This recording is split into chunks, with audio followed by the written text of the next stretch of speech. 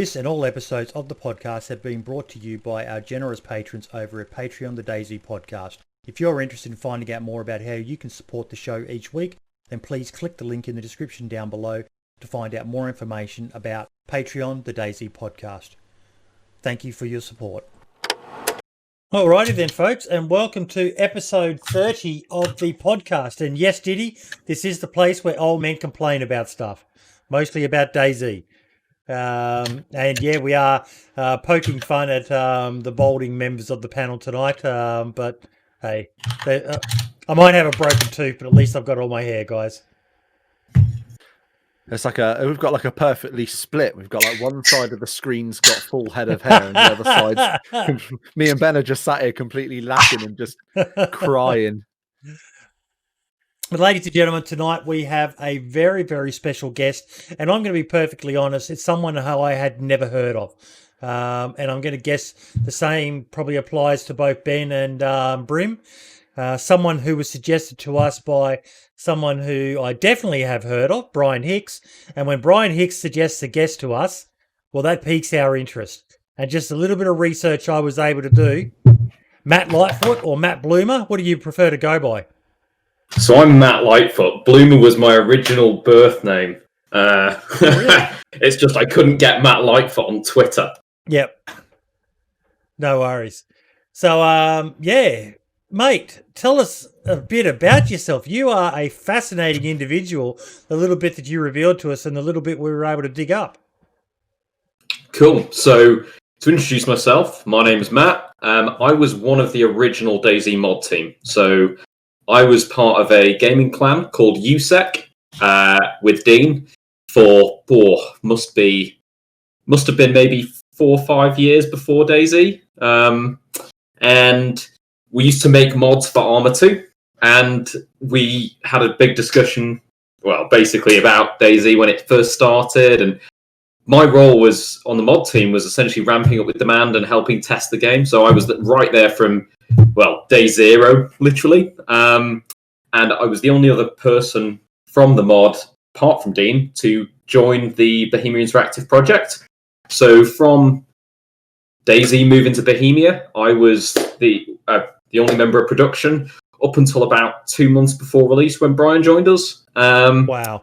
And yeah, so I got to see the whole move from mod to standalone, and I was part of, us having to delay it several years when we thought it's like World War One. Oh, it'll be all over by Christmas, and a year later, it was like, oh wow. Yeah. So DayZ has literally given me grey hairs. I imagine that applies to even us as the players, especially those of us who stayed loyal to the game over all of these years. So, how long ago did you actually lead the project? So I joined in.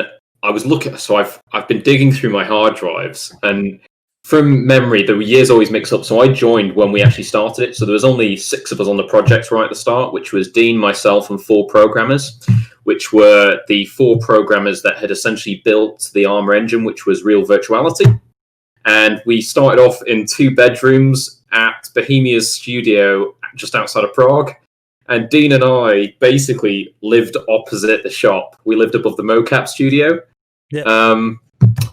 So I was there from, I think we joined at the end in 2013. So I was on day. I can check LinkedIn to give you the exact dates, but I was on DayZ for roughly 2.5 years, from the project very first starting to us having released the initial alpha release, and about 6 months after that, before I moved over to Arma. So you left before Dean left the team then? I moved across about 9 months, 12 months before Dean left, and I'd moved over to Arma. What was it like being involved in DayZ in those early stages? With the concept stage and all the rest of it? So, truthfully, we never really had a concept stage. It was kind of, at the time when we first started the mod, I was 18. I was a politics and international relations student. My career plan was to go into politics and work with a member of parliament, so like a senator or a congressman in the US. And I was I was convinced that was where my life was going to be. So I had 4 hours of lectures at university, and the rest of the time I spent gaming. There are some horrendous stories, where we would spend 12 hours playing Armour with, our family. Because essentially, Dean was in New Zealand at the time, before he joined Bohemia. So, we'd stay up all night playing hardcore military games. And when we made mods, it was really, what did we want to play? So DayZ was just we all kind of, talking about it. And some of the things that we already had, like the medical system, we had that for, I think, a couple of years.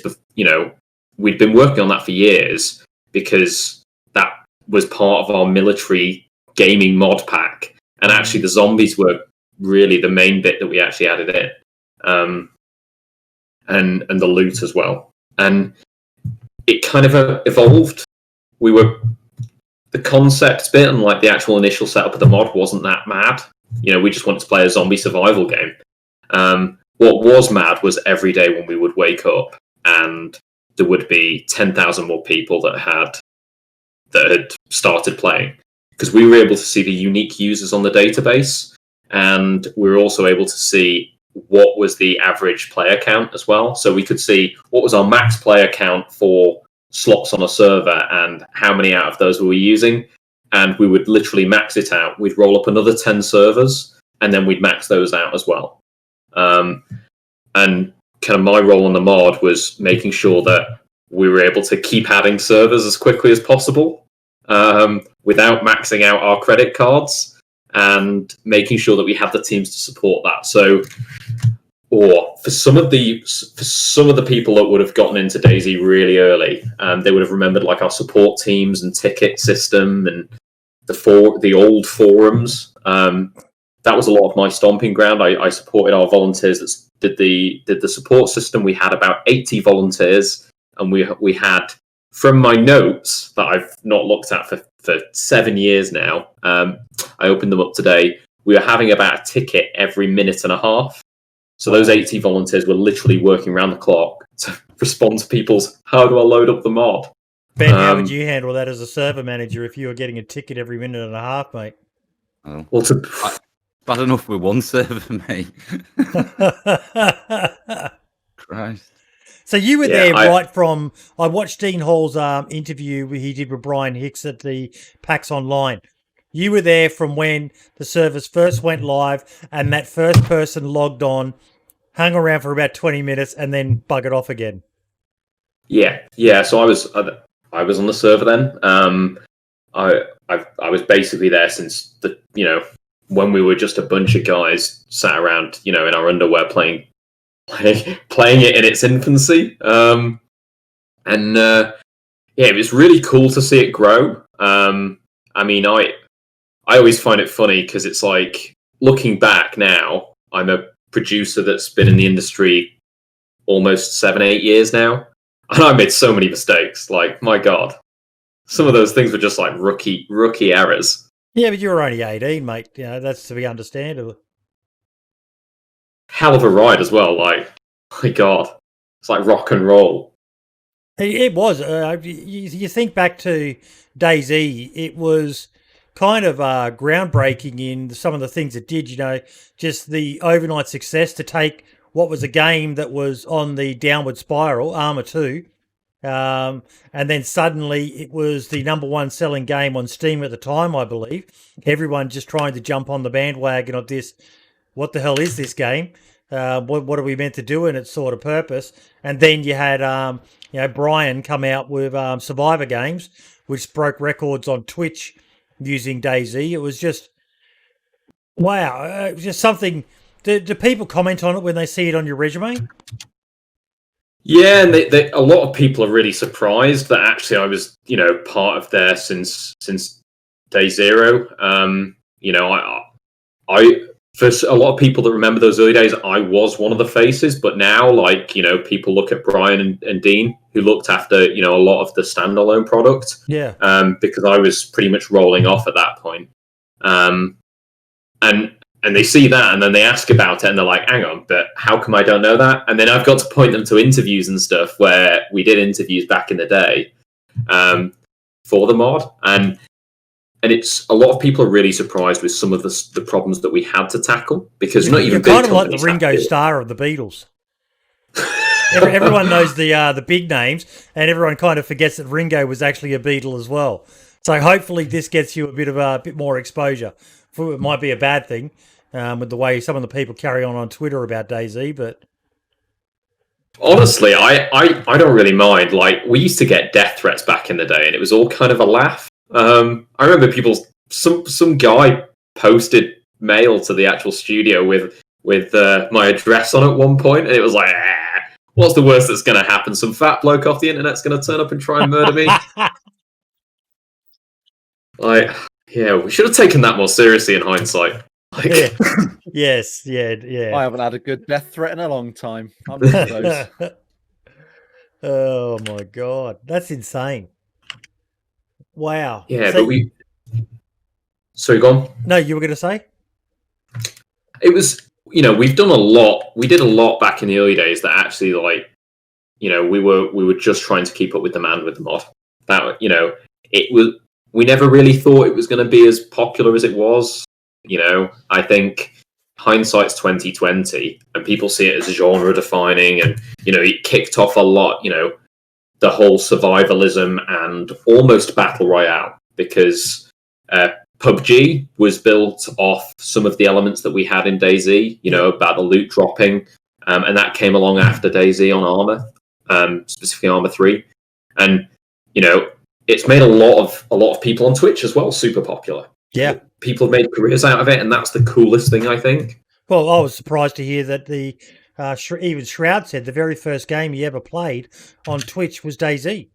That surprised me. It's weird, like some of the people that we've ran across, and now they're just huge. It feels like a different life. It definitely seems like it's one of those games that it's going to go down in history as just not just because of the style of game it is, but the things that DayZ achieved to go from this crazy idea that a Kiwi bloke had when he was on a survival course that almost fucked his body, to now this massive game that's just. How many years is it in total since the concept was first talked about? So I was looking, and the oldest files I have from it was March 2012. So I have some of the earliest versions of the mod. So I would say it's probably been about 8.5 years now. Yeah. And this game is, it's on the up and up again. I think I saw a comment from someone just before that it just recently had its highest peak players since release. The fanaticism when there was about 40,000 people concurrently, and now it's. I think the comment was 29,000 concurrent players or something, which for a game that's 8.5 years old. I mean, I know technically Standalone isn't, but the whole brand of it, and there's still a strong core of people playing it. It's amazing, and to have been a part of it from the beginning must feel pretty good for you. It does, and there's some things that I miss, and there's some things that I don't. There's a lot of stress and personal relationships strained and such. Because in hindsight, I had no idea what was happening with some of the things. Like, there were, as I've said, there's choices that I'd make differently, and I think that it was certainly a defining moment. Like, I wouldn't be. I'm currently working for Playground on Fable, and I never thought I'd be here right now. And that's thanks to playing games online with a bunch of random people around the world.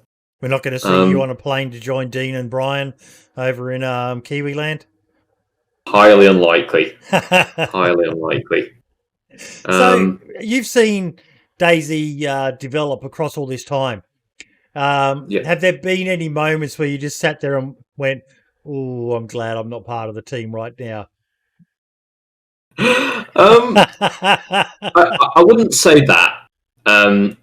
primarily because I think that, I mean, for me, is I actually quite enjoy the challenge. So the reason that I enjoy my job as a producer in games is that my job is to help people fix problems. So when the more fucked up things are, the more fun my job is. Yeah. I think that, you know, when we actually take that original concept of the mod and actually where DayZ is now, those are two very different, like, visions, I think. You know, and actually there are part of that where I was almost complicit in that. You know, I didn't know. In hindsight, we never really charted a clear direction for it.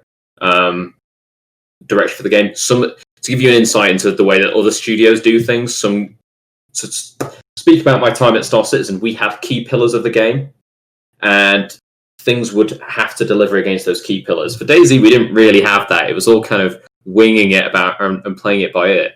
So to give you one example, one of the things that we did was quite early on in Standalone, people wanted a greater range of weapons because the mod had a very limited set of guns. And that was one of the things that a lot of mods of the mod were adding. And we added more guns to the Standalone. However, the problem we had with that is that you also then needed different ammunition types. So you needed, and I'm going from memory here, 5.56 NATO, 7.62 NATO, 7.62 Soviet, which is 7.62 39, I think, by 39. And you then have to start multiplying the amount of ammunition types you have. And then you've got like 45, 9mm. And it meant that if you found a gun, you also had to find ammunition that almost, it took it from, oh, I just want a greater range of weaponry to, I need a far, you know, it's far harder for me to have a gun that I want. You were just picking up a gun that you could use. And that, responding to that feedback of, I want more guns, we'll give you more guns, sure. But then actually players don't get what they want. And that wasn't supporting, you know, part of the vision. We thought it was at the time because, you know, it was making things a little bit more difficult.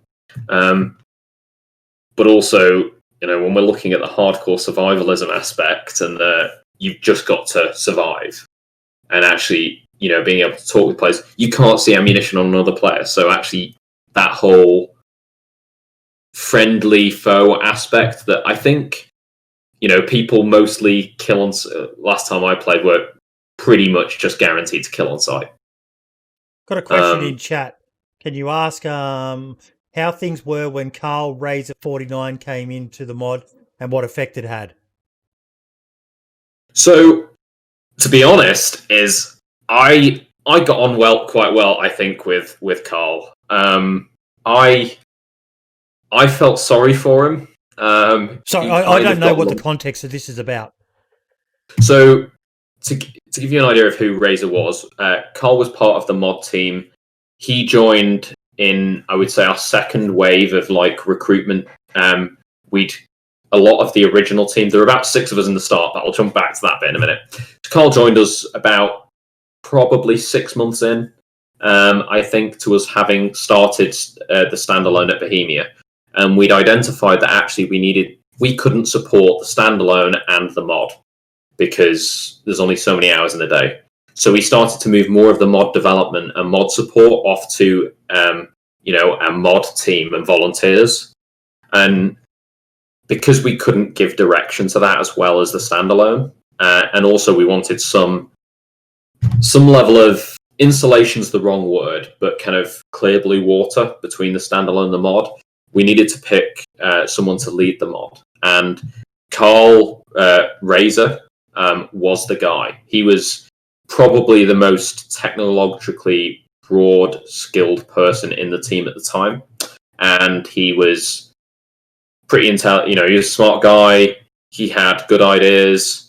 And we kind of pushed him into that role of leading the mod, which is why I felt sorry for him, because he reluctantly took it on from my memory. And I think he did a really good job. He was, you know, under a lot of stress a lot of the time because he was having to serve both the DayZ community and making sure that, you know, it was within the DayZ vision that we had as well.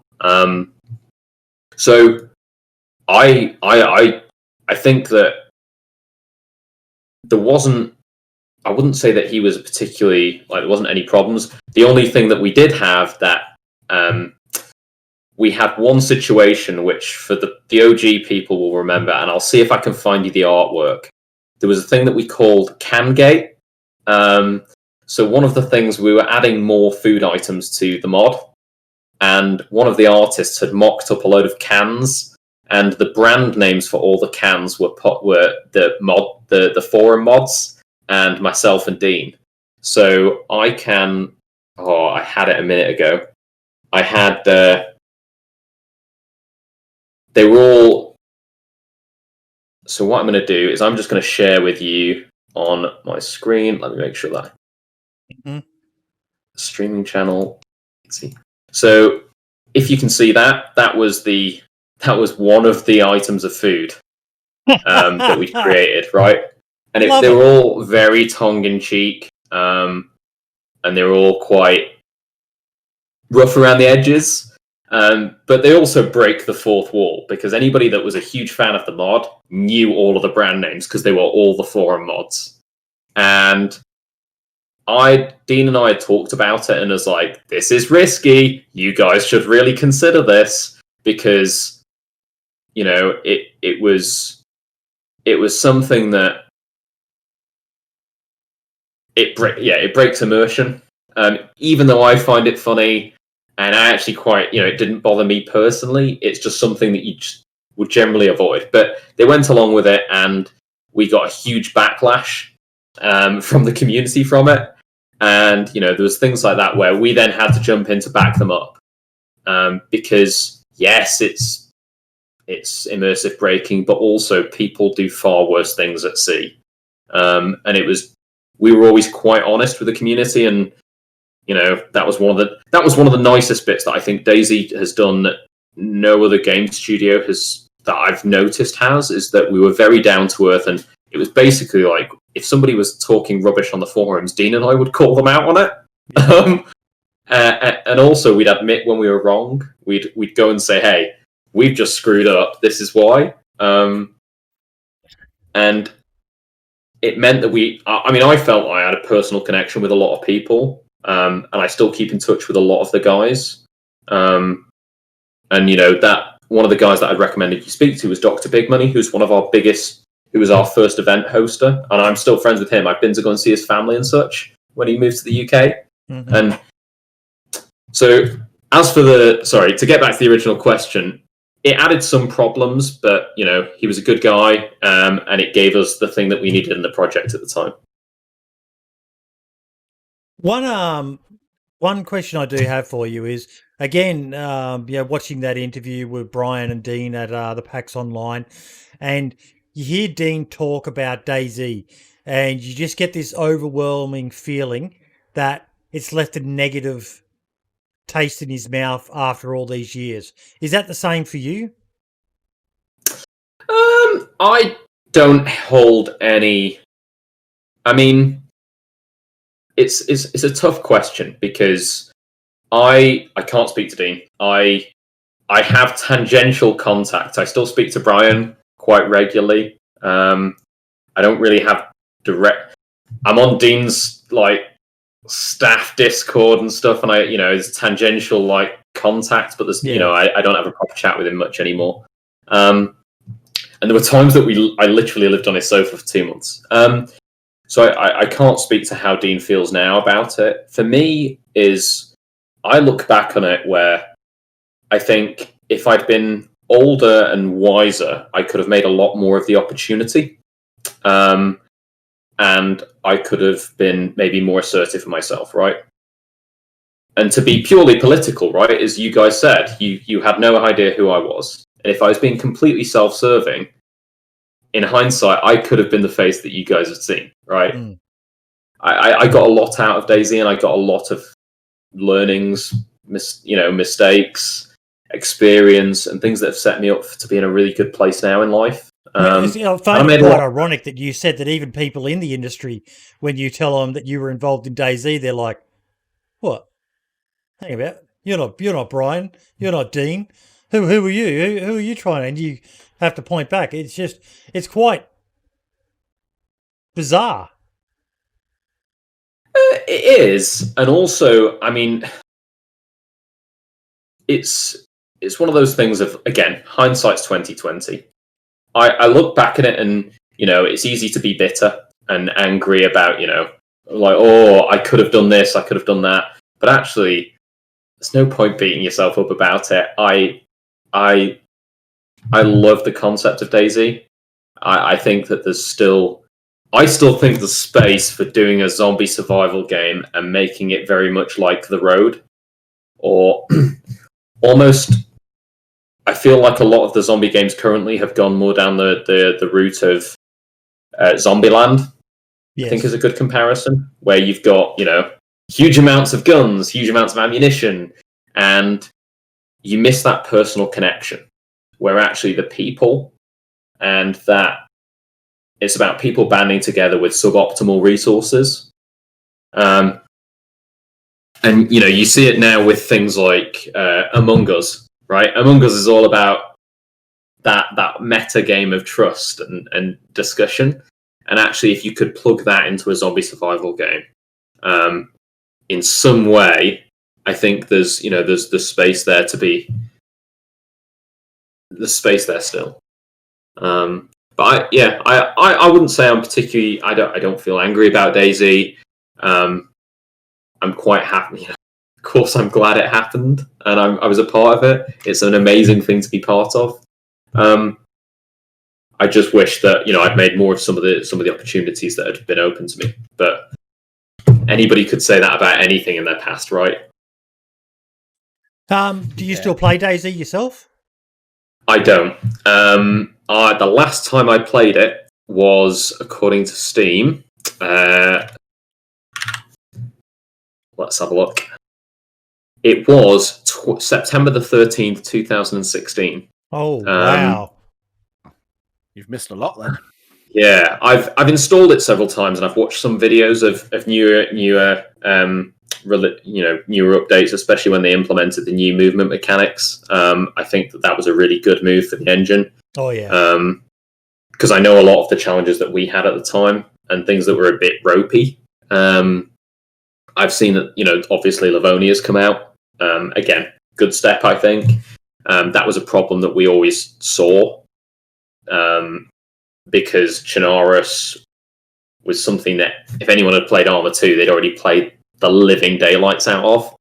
But the maps take so long to develop. And yeah, so I've seen updates since then. But I guess for me is there's two aspects of the reason that I've not played it, and they're very intentional. One is primarily I spent 4 years of my life dedicated to it, where I clocked up thousands upon hours. And it was the only thing I spoke about. It was the only thing I really thought about. And we kind of know that feeling. Yeah. Welcome to our current world. Yeah.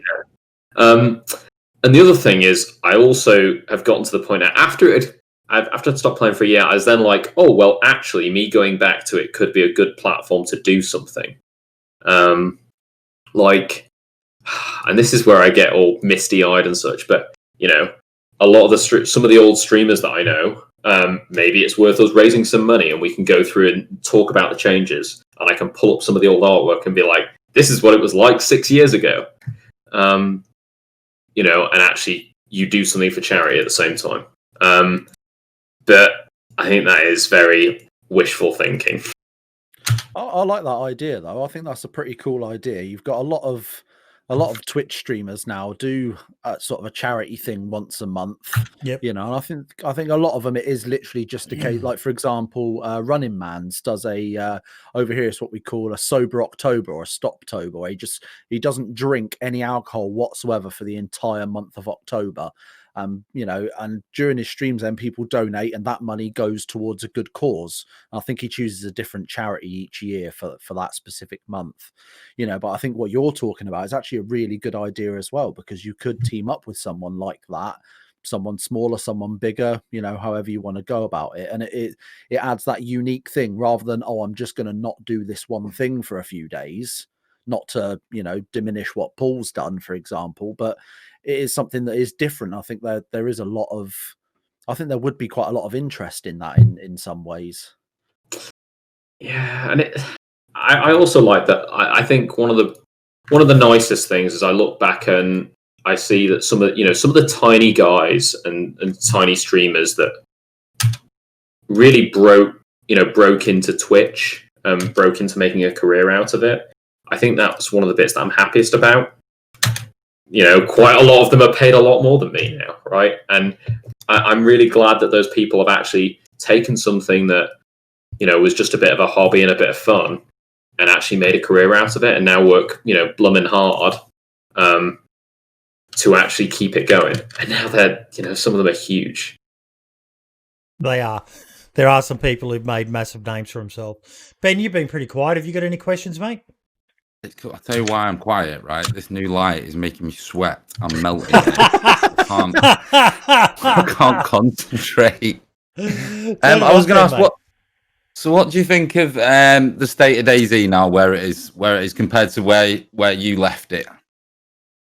So I think it's in a better place as a title and as a project.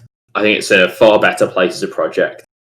From what I can see as an outsider, it seems to have a clearer vision and structure around it, and actually a clear plan moving forwards, and actually, clear creative decisions that are actually driving it towards an end goal. And it's also more professional, it seems. Like, I don't see staff members going on the forums, getting drunk and making dev blogs that are just basically memes.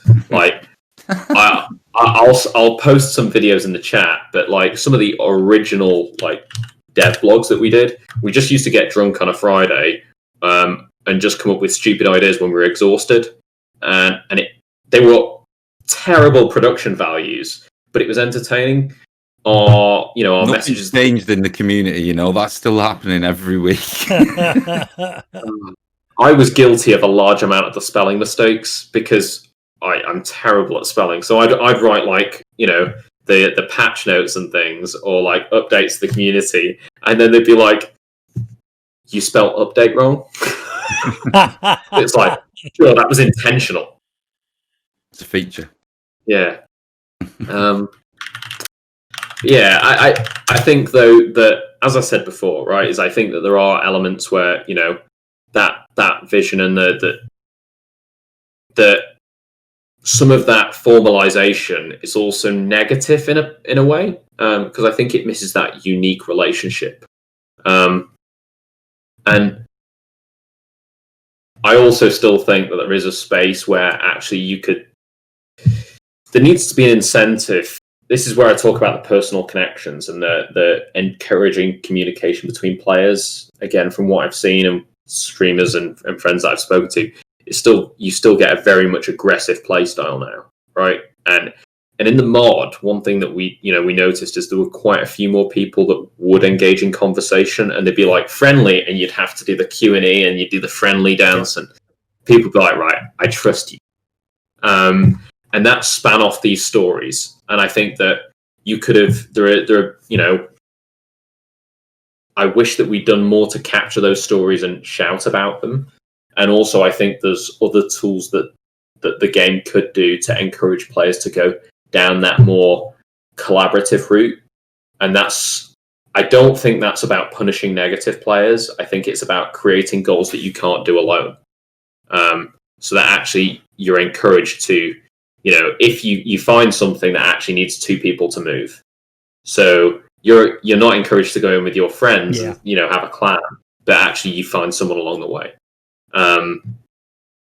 The tool that we used for the mod was the bandit and hero skins, but that was really rough around the edges and was a very blunt tool to fix a very poignant issue. And some people take it was pride iconic, though. in being a bandit. And it was iconic. Sorry, I clicked on the wrong chat. I think a lot of people have come full circle. People that have been playing the game for 7 or 8 years now, they've started when there was a lot of interaction. They've then gone through the PvP stage. Now you're seeing a lot of people now wanting to go back to chasing the interaction and what it was like in the old days again. I hope so. We've lost your webcam, by the way. Oh, sorry. I will turn that back on. There we go. Yeah, I hope that is the case. I think there's just how can you encourage that? Not just how can you push more people towards that, and not just it be based on social norms, because otherwise you're just relying on people being good. There has to be a balance struck. Yeah. I've got a server that I've only just started in the last month and a half or so, and pretty much what I'm doing is making loot very scarce. I thought about it and went, well, it's set 2 years after the outbreak occurred, so resources are going to be getting pretty scarce. So I'm trying to make everything very fucking hard to find, which encourages people to work together generally or prey on each other. But I'm also pushing for that.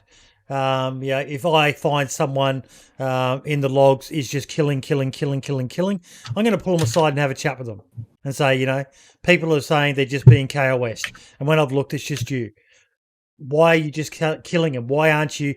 Basically, I put an ad up on one of the Facebook groups saying, I'm looking for people who like to play with their food before they eat it. Give something memorable. Make every death a memorable moment for that person, not just a dead screen, not knowing what happened. They get to hear a voice, even if you just say, sorry, dude, you fucked up, or your gear's mine now. Bang, you're dead. Anything just to break the cycle of, if you want to kill people, go play PUBG or any other milsim out there. DayZ, like you sort of say, for me, is a bit more than just run and gun and shoot everyone you see. Yeah, I absolutely agree. And I just think there's more that we could have done systemically to kind of fix that. Yeah. And encourage it.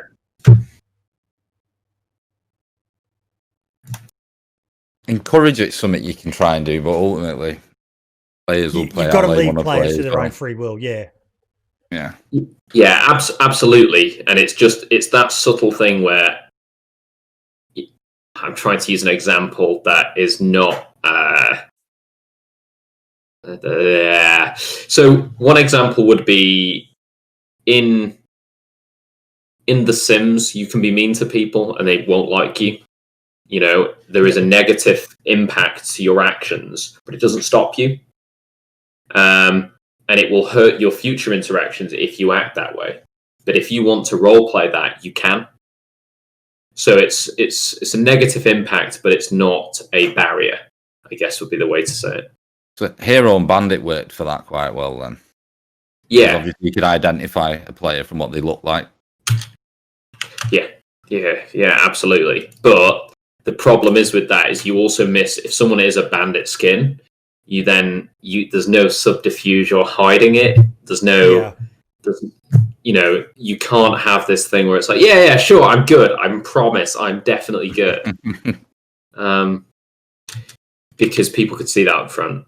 A lot of the servers now, Matt, are going with, once a faction's established itself on that server, the server owner will tell them, okay, you can submit a particular uniform, an armband or something like that identifies you. And then it's up to those players whether they do want to identify themselves. And, I've always admired those who do walk around as the bad guys, proudly wearing their red armbands or skull masks or whatever, because it takes balls to do that. But if they want to be jerks, they can take that gear off and, then at the last second pop it back on and, sorry, buddy, you are with the bad guys.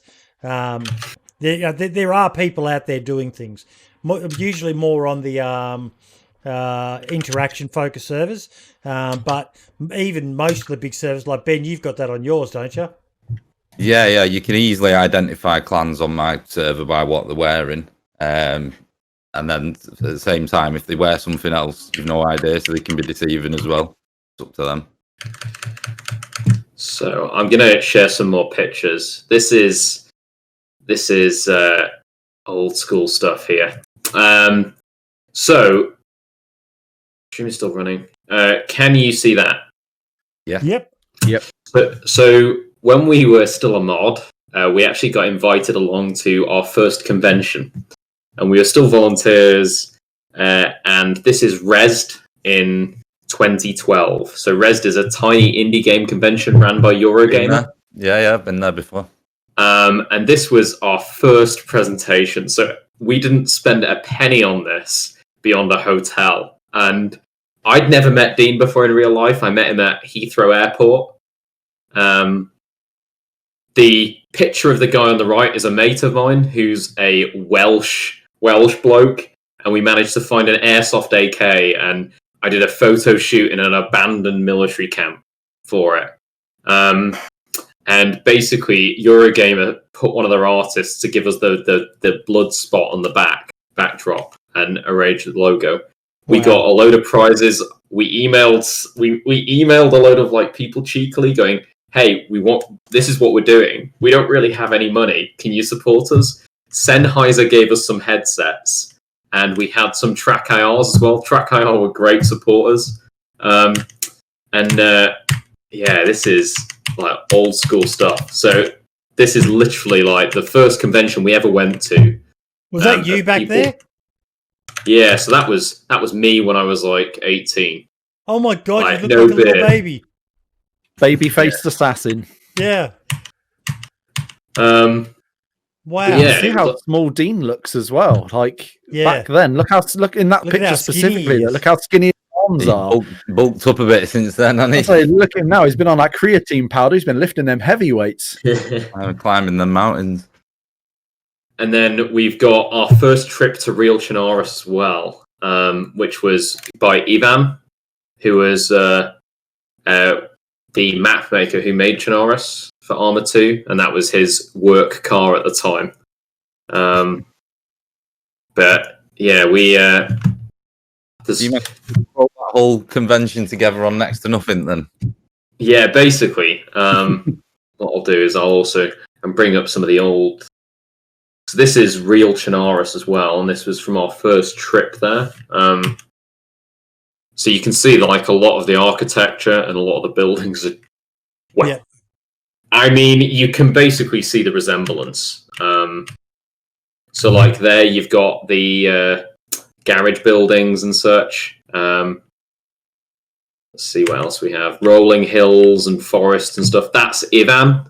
He is one of the nicest people I've ever worked with. Like, Ivan would give his left hand for you if he could.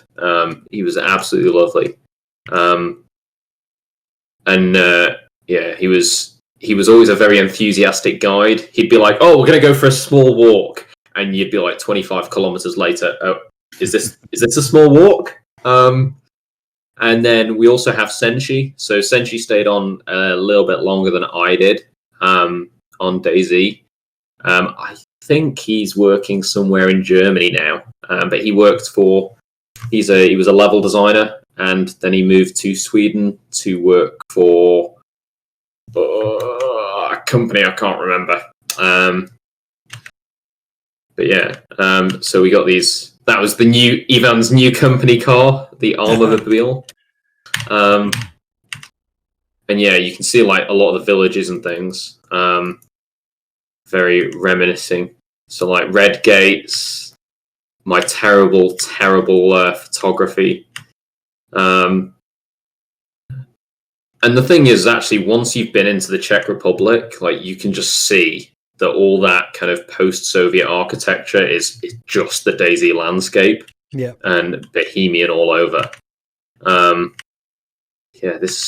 embarrassed with some of my pictures. But yeah,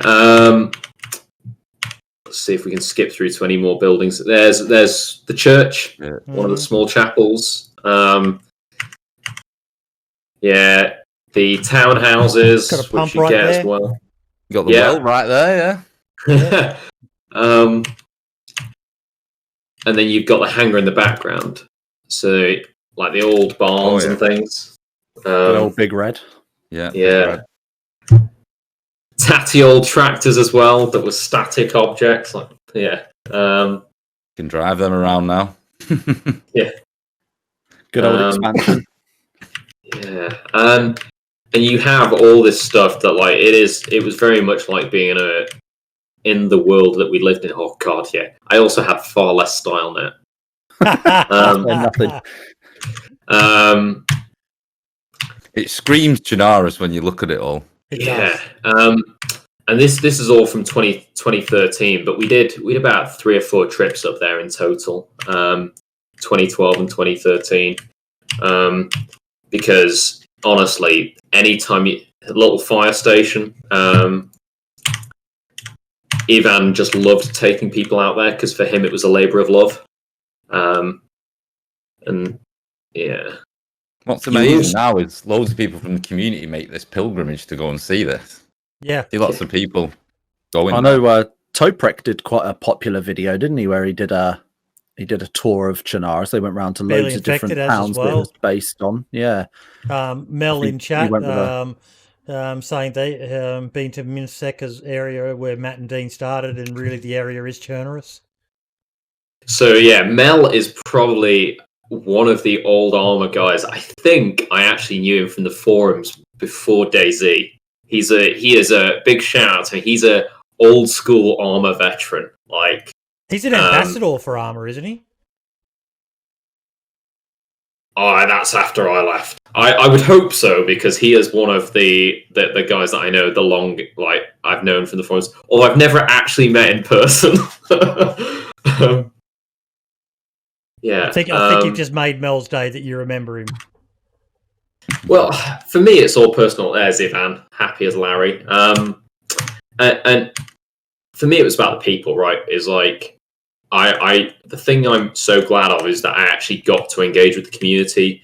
You made friends with people, and when we were sorry on the forums, we were genuinely sorry because we felt like we disappointed people that we actually cared about. And like we spent weekends going out on these, forced marches with Ivan, and we got to, go round real Chernarus and things. This must have absolutely blown your mind as an 18-year-old boy, young man, doing this. Honestly, I never thought of it at the time. Like, there was some crazy... Like, when we used to go to conventions and things halfway around the world, and we were traveling once every 2 months, it was something I never really thought about. I was just, it was I enjoyed it. And that's the bit that I think that, I look back on, and actually I wish I'd paid more attention to. But for me, is like, actually looking back, I see all these relationships that I have cultured and keep in touch with. And, I don't know Mel, really. Like, I've never met him in real life, but, I follow him on Instagram, I follow him on Twitter, and it's, I still keep in touch, and it's like, it's nice to see when he's doing well. And it's those online relationships that I think, they're nice. And like, now is I look back and speak to people who have made it on Twitch, and it's like, it's nice to have been a part of their success and their story. So yeah. I'll see if I've got any more. I was absolutely loving those. That was, even chat were loving it, seeing all those photos. And we've seen photos before, but seeing photos from someone who was involved in shaping it from the very beginning is something extra. It's weird. I mean, the thing is, like, I've still got a folder here that Dean got me to dump off his camera from Everest. And it's those things where, like, I was phoning Dean on his satellite phone every other day to give him status updates while he was away on the mountain. And it's weird. Like, I would that's just not something we would do. I would do now, working, for a big company like that. That wouldn't occur. Someone would go on holiday and you don't call them. Mel saying in chat, BI had no Armour 3 community manager, and Matt Dwarden, Joris Jan, and Croniel did most of the interactions with the growing community at that time. Yeah, and we got to keep in touch. Like, there's I was looking back at some of the non-disclosures and things that we had for the mod, and like, you know, for those of you that were big Armour fans, there were people like Sick Boy, who used to help distribute it, and you know, there was like old school people that did a lot of work for us and a lot of help. The company Multiplay at the time was super supportive. They gave us a load of servers for free. And it was those things where essentially we were just hustling it every day of, we need more servers, how are we going to get them today? And it's like beg, borrow, steal, or promise. And it was just trying to keep up with that demand. And yeah, for me, I like the community and being able to interact with them, because, you know, you were able to actually see the enjoyment they were having out of something that we'd made. Yeah. Interesting that like some mods that come out and things like that now, they get roasted for not being made professionally and everything else, and yet DayZ seems to have come from the roots of just like everything else, sort of thrown together. Yeah, and you know, it's one of those things of like, we were brutally honest. People used to complain about it being unprofessional all the time, and it was like, well, I'm a human. I think that, you know, people put this veneer over themselves of, you know, you got to have shiny white teeth. You always need to have the best ideas, and if you muck up in the slightest, it's awful. I feel sorry for those of you that are British in the chat.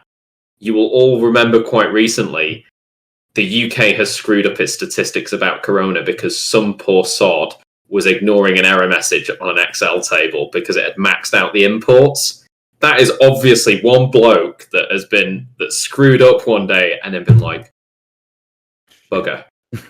And like, you know what is, yes, it's awful that we're missing a load of statistics, but people are human. We're all human. We're all going to screw up. And actually coming out and saying we screwed up, we're sorry. I think if you do that humbly and honestly, like, how can anyone ever hold that against you? Like, we're imperfect. You know that bloke's working in Lidl by the end of the week, though. You know his job's not there anymore. He's not at it.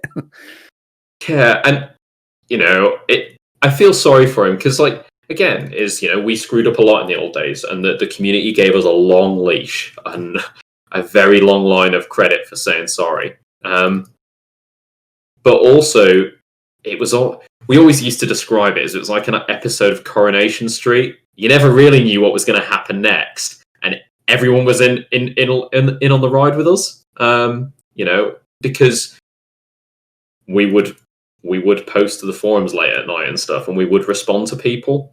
And yeah, it was good fun along the way. Sounds like the way you did things. Sorry, then, mate. I was going to say, it sounds like the way you did things was that personal bit is how you've built the community that's still sort of going now. Because the community is the biggest part of DayZ now, for sure. And even like when Standalone team now, when they make just a touch of personality to a tweet they make or anything else, you know, we still love it. Shows that you're all still there and you're all still human, like. Yeah, and because that's the thing is, like, you know, I would much rather hear from a person than, you know, PR bot 1.0. Yes. Yes.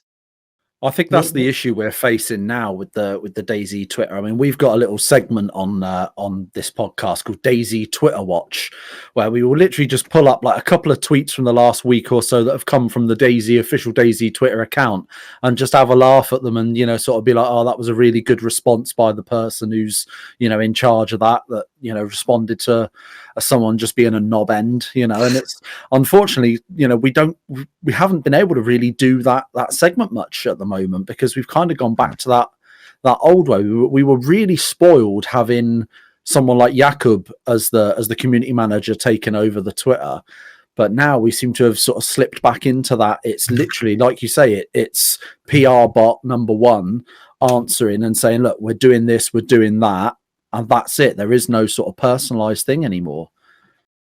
Yeah, and I'll be honest, you know, sometimes it's good to have some level of professionalism. Yeah. One of the times I got told off was when Ivan and Martin were arrested in Greece. So I'll for those of you that don't know, Ivan and Martin were two of our level designers on Arma 3, and they had travelled to the island of Lemnos, which is roughly what the Arma 3 map was based off. And they were arrested by the Greek police on trumped-up charges. I also have no idea. My NDA definitely still applies, so there are elements that I'll leave out, but they were arrested on trumped-up charges, and they were imprisoned for 6 months. Wow. I think was it 3 or 6 months by the Greek government, and they were in big boy prison. So they were there with murderers because they were charged with espionage. Which it's crazy that would happen in what I would class as, a developed nation. What annoys me more is the Greek military buys F-16s off the US, and you can go to a US military base on their open day and sit in the cockpit of an F-16, and it's not the export version, which is what the Greeks have. They've not got anything special because they can't afford it. But when they were arrested in Greece, obviously everyone was very upset. And I decided that my way of responding to this would be to loudly say, well, if the Greek military, because they'd claimed that they'd taken pictures of a military installation, which sometimes people are arrested of in Greece because they are still quite tense with Turkey. And I'd said, well, how much does it cost for a bit of fencing, a bit of tin fence? Like, it's not expensive. And I posted a meme that I will try and find that is we love that was that basically mocked the Greek government's fiscal responsibility, and someone took issue with it and basically had said on the forums that they deserved to be arrested, which I fundamentally disagreed with, and I kept going. And I should have stopped punching about six posts before. Hindsight's a wonderful thing, isn't it? Yeah, but I was also damn right. They were imprisoned wrongly, and at the time, these guys were nice people. They didn't deserve it. They are obviously not spies. There was the meme I had posted, which is solid. But this guy was very upset and had obviously complained to quite a few people. And I was told that I needed to be very careful with what I posted, because I was offending a large amount of people, which is true. But it's times like that actually someone slightly more professional than myself could have been, better in that situation. But I had someone that I would class as quite a close friend that was in a very precarious situation in prison. Yeah. Thankfully, they have long since been released, and as far as I'm aware, they're not being impacted by it. So they're just taking pictures of military installations for to do with armor or something like that? No, they were on holiday. Just on holiday, right. Those two had gone on holiday to the island that they'd take. So when you create a map, you can use satellite data, and as I believe the data was open, they'd probably bought it off a company. It wasn't classified or anything like that, and apparently they were just taking holiday pictures. And I never saw any evidence against them. They were released, which means that the charges weren't there, but they were in prison for 6 months. I feel like if this was the US and someone had been imprisoned wrongfully in 6 months, there's a huge lawsuit there. Yeah. But it was truly outrageous, and I just feel so sorry for Ivan and Martin at the time, and because there were protests and things in the Czech Republic against the Greek government. But yeah, it was a wild time. Yeah. That's insane. Sorry, I went down that high horse. No, develop stories.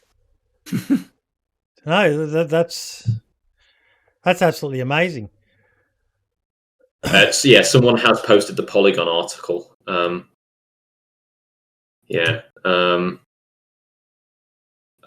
it. because it was outrageous.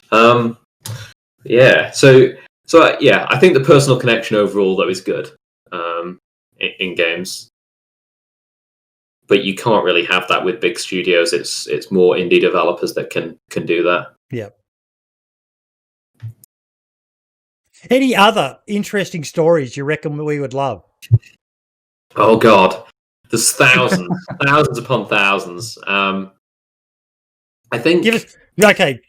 Brian is the one who dobbed you in for doing this. Give us one on Brian. So I lived with Brian for 12 months.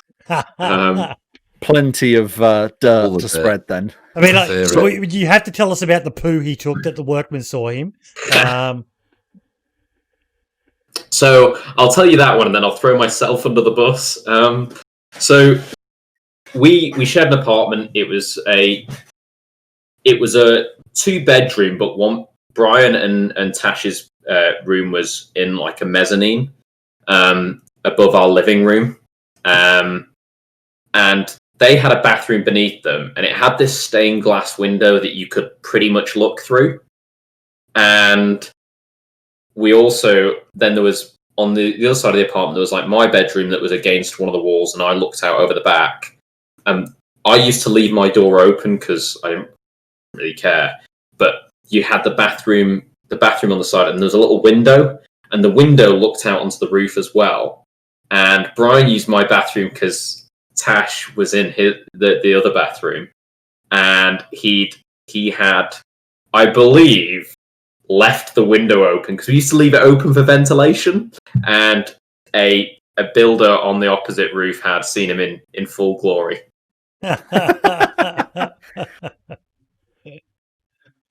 And now yourself, you're going to throw yourself under the bus, you said. So, so this one, I met a girl on YouTube when I was a teenager. She lived in Iowa in the United States, and we kept in touch for years.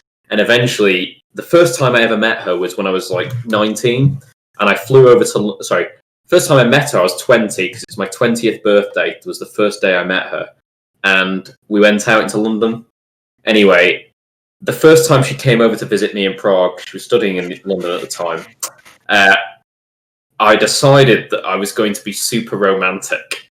So we'd gotten back to the shared apartment I shared with Brian, and then we went out to go and get a drink. And I texted Brian when we'd left, and he lit candles around the apartment and sprinkled rose petals. Oh my God. And he had spelled out a love heart on my bed. Oh my God. With rose petals. It was a solid flatmate move there. Yeah, and then there was we broke into a commando-proof bunker in the Czech Republic. I have pictures of that.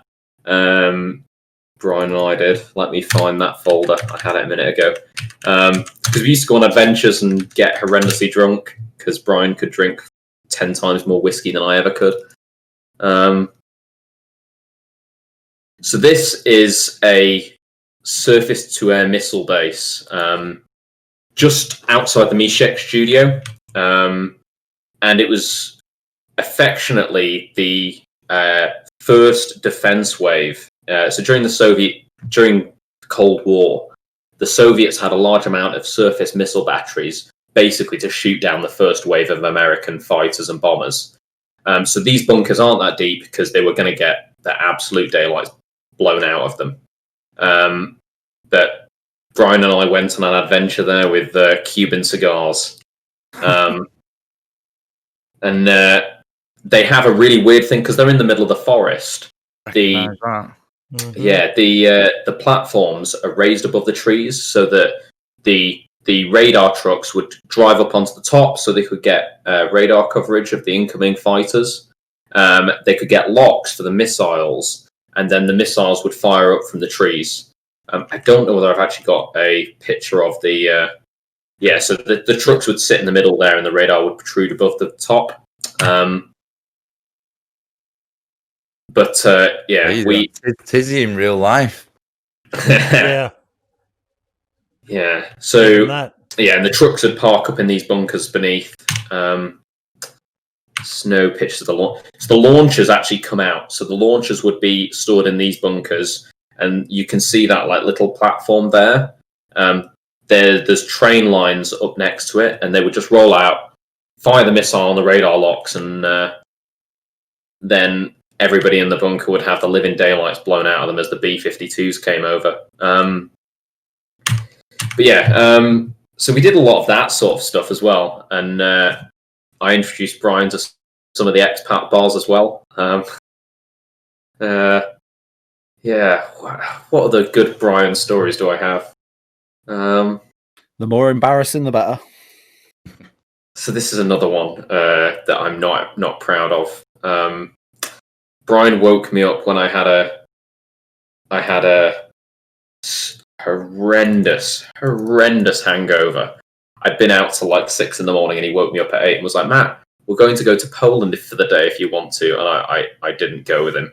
And I found out later that day he'd gone to go around Auschwitz, and I was like, oh, that would have been the worst thing to do with a hangover. I would have felt so guilty.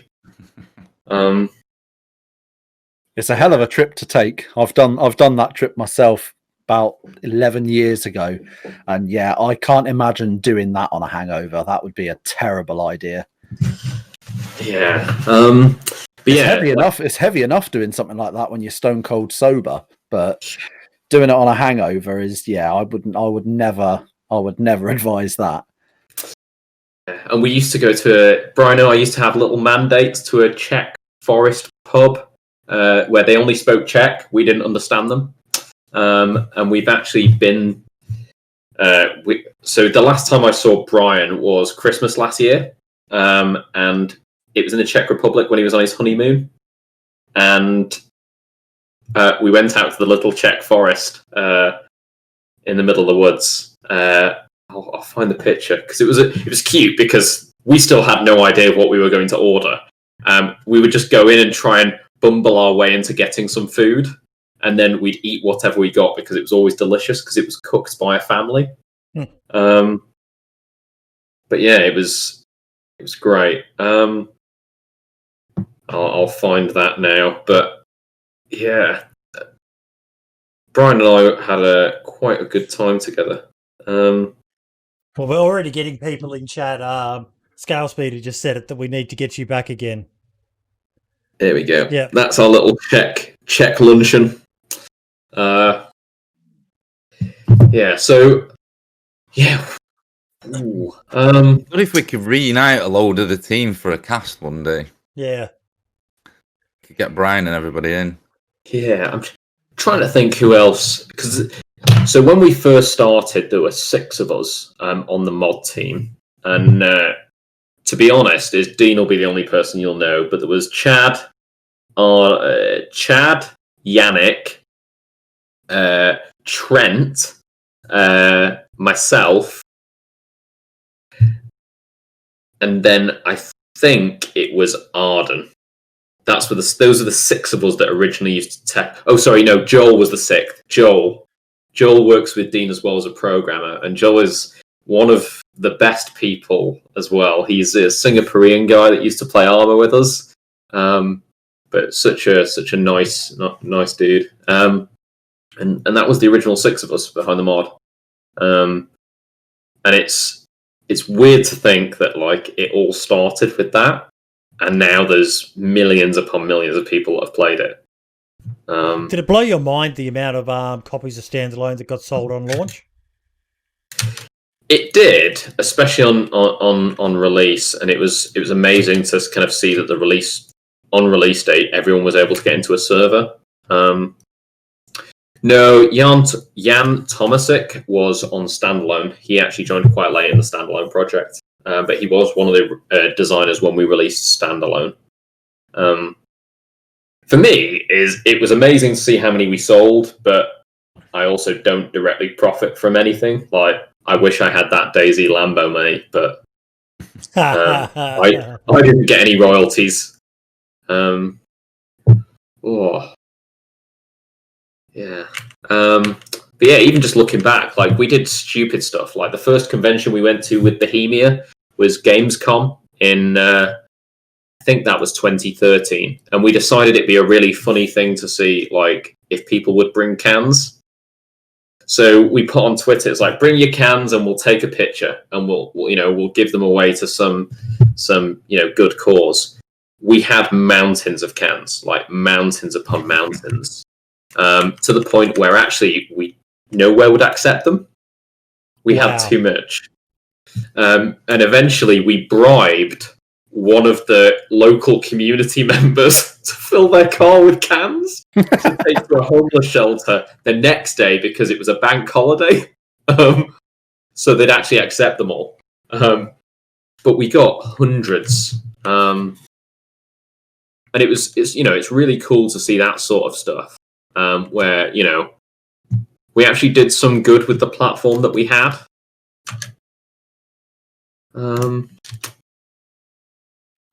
You did a lot of good, mate. You've made a game that has touched a lot of people. And yeah, the community can be a bit prickly at times, or want of a better way to put it. But overall, it's an amazing community to be a part of. And to hear stories like this just adds to love of the game as a whole. I also have one thing that I found when I was, after we'd spoken, is this is the original bag that the standalone blue bag was based on. Wow. The only difference is there is an extra catch on there. Because when we were talking about like things to base stuff on and we were looking at bags, I used to wear that bag all the time, and Ivan was the guy that was kind of guiding that art side at the time. And he was like, "Oh, we'll get your bag in the game." Yeah. So I've still got the original bag that was the first bag we added to Standalone. Well, if you ever get desperate, mate, it's now got the what do they call it? The Providence. Just put it up on eBay and we'll advertise it for you as well, mate. You probably get a couple of grand for it from a hardcore DayZ fan like Ben. Oh, easily. You can do something for charity with that. Easy. Did the project lead to a good career opportunity for you? Well, you said before you're now working on Fable. Yeah, so It did in some ways. I could have made myself more out of it, but for me, so I moved from DayZ to Arma 3, and I was part of the team on Arma 3 that we gave €500,000 back to the community in prize money as part of Make Arma Not War, which was kind of a nice full circle, because we got to reward the people in the Arma community that actually led to it, and then I moved from Arma 3 to Star Citizen. What was it like? It was a fun challenge. And the project moved throughout, and it was my first big experience. So Bohemia is pretty much made up of guys that haven't really worked at other game studios because the Czech Republic doesn't really have game studios. So there's a few people that have some experience, but not people that have big studio experience. And so Bohemia is made up of a lot of modders, and there's a very family culture, and it's very quite informal. And like we could get away with shenanigans in the office. Here's another Brian story for you, and this one he might not like me for telling you.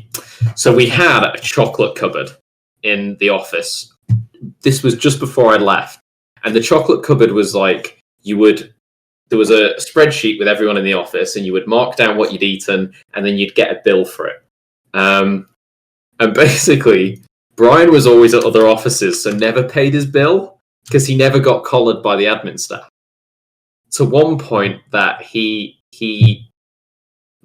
person on the front desk, I can't remember her name, she'd left him a note on his monitor, and we'd piled everything on like rubbish and stuff onto his desk, and we'd like tinfoiled his desk. I've got a picture of it somewhere. Or is that on my tablet? Because it was stuff we could get away with. And like we used to put like Hasselhoff as people's backgrounds and things. You can't do that in a semi-professional work environment. But when I joined CIG, we had a lot more people in a lot more studios, and pretty much everyone had worked at a very formal work environment before. So I worked very closely with like Chris, the project lead, Chris Roberts. And Chris was quite, he's a demanding lead. He's got a very strong vision. Todd, who was our creative director essentially, and now one of the game directors, I think. And those guys, Todd was the guy, the God of War guy. He was the main face of God of War for years. And Todd had all that experience that I could learn from.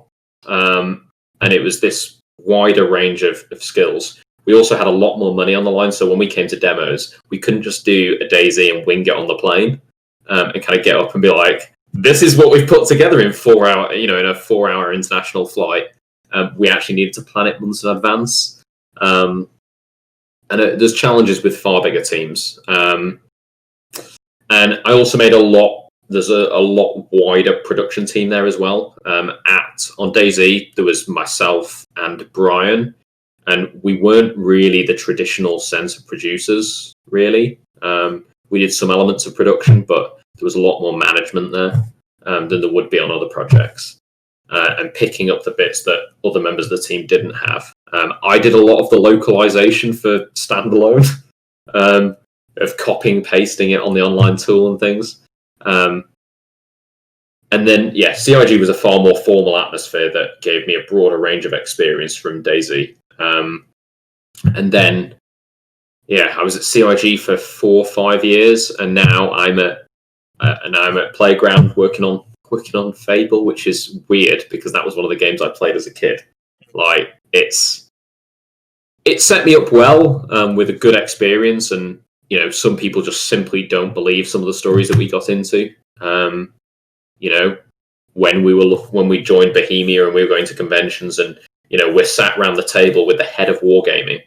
So the guy who owns the company for World of Tanks, we were sat at a party with his COO, and the band LMFAO are playing on the stage. Sorry for party rocking, and I'm like, what is my life like? This is crazy. Yeah. And it did set me up well. Absolutely could have done better and taken more from the experience, but I think I did quite well out of it. I live quite comfortably now. Any 18 or 19-year-old who can capitalize on something they kind of fell into is probably the 1%er. The majority of us would be just like, what the fuck is going on? Okay, I'm just going to roll with whatever's happening around me and try not to trip up and make myself look silly. Yeah. Right, we've got a number of other topics to talk about tonight, Matt. We've definitely got to look at getting you back on in the future, mate, because you've got some absolutely amazing bloody stories there. But we'll jump to the first topic of the night, which is kind of what we were talking about with Mel. Now, Armour has, and it's probably a good one to get your input in on, Matt. Armour has the Ambassador program, which Mel is one of. And I actually put up a poll, and I think it was in the end about 66% of people said yes, they liked the idea. The rest said no. But I've always felt that DayZ could benefit from some ambassadors as well, especially now with the game going through a new revival of sorts. There's a lot of misinformation out there from people who played it years ago. They're coming back. They don't understand the changes the game has made, and they're getting confused by it. Even down to like what you were saying about how DayZ kind of went more PvP focused, but there's a growing, as Brim's been playing on my server and probably other ones as well, there's a growing resurgence. Ben, who hosts one of the biggest UK PvP raid-focused communities, is also looking at doing a more interaction-focused one. Well, how do you think that would go, having an ambassador program? So I think the problem with identifying ambassadors is that you put those people on a platform and you're essentially then condoning everything they do. Yeah. And, and again, people don't look at it and give others the benefit of the doubt. I'll give you the example. So early in standalone development, one of the ways we got player feedback and rapid iteration on some of the builds was I had a Skype group that had 100 to 120 people in that we had handpicked every single one of them. And it was to get a broad array of different types of player from different regions so that we always had people playing the game and our test builds, and we would get rapid feedback. And because I knew them personally, I knew what their biases were. And the problem with some of those people is there was a lovely, lovely Russian guy, Mikhail. I can't remember his pseudonym that he used to use. And he was a really nice guy when you actually got speaking to him. But sometimes he would come out with stuff that was probably appropriate in a Russian environment, but not appropriate for a Western audience. And I knew that he didn't intend any malice by it, but he didn't have that context and that wider appreciation of how people might interpret it. And I would say that he was probably one of our biggest influencers in the Russian market, right? Is he had a huge following. He used to really, really, really help us sell things and explain stuff. He made guide after guide for people, and at the time, he was really well respected by Russians. But if I turned around and said, well, Mikhail's our Russian ambassador, if he turned around and said something that was a little bit, it could be misconstrued by somebody that wasn't from that environment, we've then put him on a platform. Yeah. So I think that's the challenge. I think that there's people that you can do that with, but it's a risky move. Whereas actually, if what you do, and I think it's better to have an informal approach to it, especially with a game like DayZ where you get a lot of diverse opinions. I think with Army, you've got a very unified community and everyone's pushing in generally the same direction. But where you've got a divisive community and community that can be at loggerheads fundamentally with some of the design concepts, actually kind of informally supporting that. So you're not putting them on a platform, but if they want to do something, we always used to... I will use the example of back when we were on quite early in Standalone. There was someone that... I'll find her Twitter and shill her because she's actually a lovely person. We had somebody that came onto the forums and made an absolute stonking post. And it was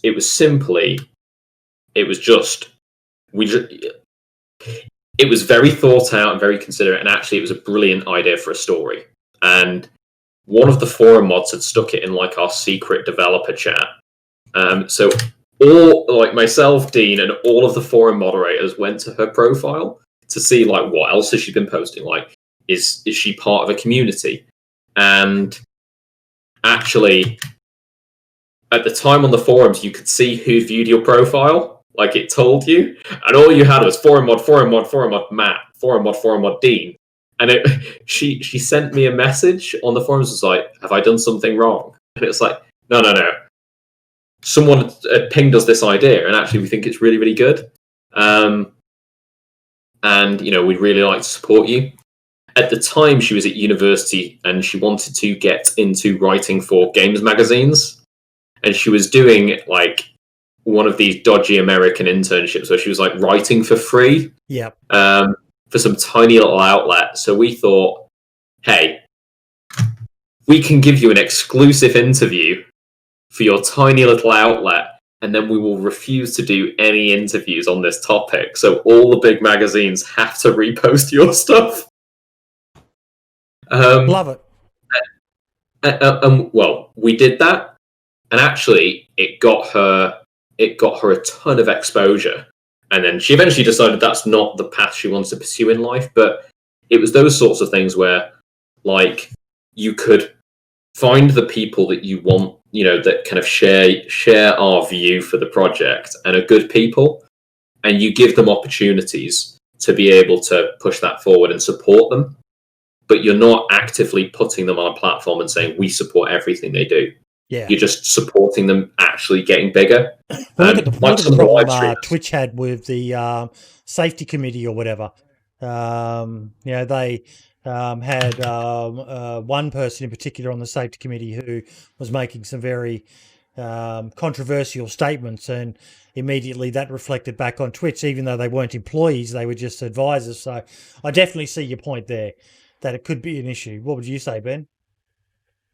No, yeah, I agree with you. I think as well, I think if somebody was to become an ambassador, like, you'd probably start having to put legal requirements on them, like NDAs and things like that, possibly as well. So I think what Matt's saying is a greater way of doing things. I think DayZ did it a little bit recently when they've started retweeting people that are live on DayZ, trying to promote the streams. And all them streams are, all those people have difference of opinions on DayZ, but they're all promoting it. So yeah, and that's the thing, is like, we did a lot of time on Twitch where we would jump into people, like some of the streamers' Twitch chats, and we just answer questions about development, and it meant that those tiny little guys would get, girls would get tons of views because the developers were in the chat. So they'd go from like 3 or 4 viewers to hundreds because we were active there. And what did it cost us? It cost us bugger all. Yeah, so it's same like now, a simple retweet they could do, and that person could have 100 extra people in their stream. It's great for them, and it's cost DayZ nothing. Yeah, I think we've been saying for a long time, haven't we, that at the end of the day, streamers, YouTubers, any sort of content creators are the greatest advertising force for any video game, especially when you look at much smaller games like DayZ. I mean, I don't think it matters quite as much for a lot of the bigger AAA titles. I'm sure Call of Duty do very well out of guys like Tim the Tapman, Dr. Disrespect, and insert name of big streamer here. But when you've got a smaller company and a smaller game like DayZ and a smaller community like this, I think it is a good idea to get the community involved somehow. Does this make sense to you, Matt? DayZ needs Dustin Hux back. So I never worked directly with Dustin. I knew Dustin through Survivor Games because I did some bits with Survivor Games when Brian was part of that team, because we used to play games with him. But I never directly worked with Dustin, or I don't really know him that well, if I'm honest. From what I saw from when he was very down to earth with people, and he seemed like a nice guy. So I would say it would be good to have someone like that in a role like that. And Mel's saying, for the record, I have no official written ambassador status with BI. Contract or NDA.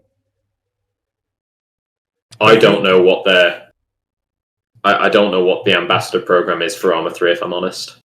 You look at Mel's profile and it says there Arma 3 ambassador on his Twitter profile. So it's something, yeah. But Mel's the only person I've ever seen with it on their profile. I think it's a very good idea in its sort of purest form. I think the idea of having ambassadors that can, sort of reply on Twitter to people saying, "Oh, but this didn't work," and you say, "Well, actually, it's because you did this wrong, and it's not a game issue; it's a person issue, so to speak." I think it's a good idea, but I think the difficulty would be choosing the type of people for those. Me and Minder. And I think me and Minder. Well, exactly. That's exactly no my point. No controversy at all there. No, exactly. That's my exact point, is that you know that they would go through and look at Twitch streamers like Minder, like Erno, like Running Man, and be like, right, you guys, you know, you're the sort of the top dogs, so to speak. You know a lot about this. You've got, you know, tens of thousands of hours. You'd be perfect for this. You know, they would immediately jump at that opportunity. But then you know it would be a ball ache. I actually don't think content creators should be picked, because it can add to the, and I'll be interested in your opinion on this, Matt. But my fear there would be that people would accuse them of favoritism. I think it's better off with people who are, and there are so many. You know, look at, say, we'll use Dumpgra as an example. How much he knows without being involved. You know, Ben, I would have said you, but you're streaming now. I think it's better to be people who are not the spotlight content creators, because then, you know, people will turn around and say, the only reason, you know, Bohemia picked the Running Man is because he's so big and all the rest of it. What about giving the little guys a chance? What are your thoughts on that, Matt? You'll have to give me 60 seconds because I need to nip to the bathroom. I apologise. I've got the bladder of a small child and not just the appearance of one. I'll be back in 1 minute and then I'll happily answer that. Yeah. Yeah, I agree though. I think it would be a mistake to choose to choose large streamers. Like you say, but guys like Dumpgra would be absolutely, in my opinion, perfect for that type of role. Because like you say, he knows what he doesn't know isn't worth knowing generally. You know, so he would be a perfect candidate for that. But you just know that they would immediately go, right, let's grab some big content creators, some, you know, decent streamers. And all of a sudden, next thing you know, 2 days later, Minder's tweeted some stupid shit. We're back at square one, and now suddenly it's all gone Pete Tong again, and you know, and suddenly that very new, very positive thing has become, you know, has been tainted suddenly. So I think it would be a shit idea to give content creators, but instead, like you say, give guys like Dumpgra that opportunity, and you know, especially if it is going to be mostly sort of like going on Twitter and replying to people and things like that. See, Ben, I see someone in chat there has said it'd be modders would be great for it. And I'm kind of inclined to agree. Like from when I did the spotlight on the expansion mod, there was so much hate coming at the dev team back then, if you remember, that, you know, the expansion mod was going to bring back DayZ and all the rest of it. Yet when I interviewed them, pretty much all of them, and even Daone, who's not part of the expansion team, you know, he's got his own incredible stuff that he's working on. But the comment that he has said is that none of that would have been possible if it hadn't have been for the amazing work that Adam and the team are doing on the core game itself. Yeah. So I can jump back to your question. So from what I could understand, the question was, do you think that actually we should support content creators and put them on a platform? Or actually, is it better to kind of take a neutral standpoint and step back away from that? Was that roughly the question? Looking at, well, people in chat have been talking about modders would be fantastic people because they have a more technical understanding of the game. I think it's both, right? It's fundamentally most of the people that play the game aren't going to be modders. They're going to be, you know, I was a student that when we used to play 12 Hours of Armour,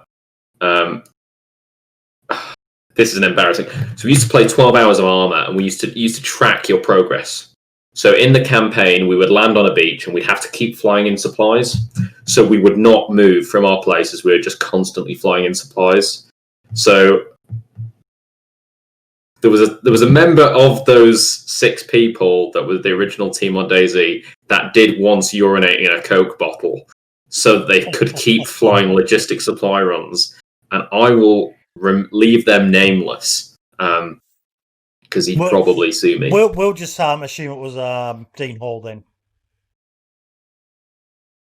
I will remain nameless. They will remain nameless. But yeah, and I think that actually, yes, it's good to have some of the modders in there and put them on a platform and say they're doing great work. Look at them. But it's also, you need to look at some of your your content creators, the guys making videos, the people that are actually playing the game as well, and now actually, as we're seeing more and more of a focus on diversity and inclusivity and making sure that people play games.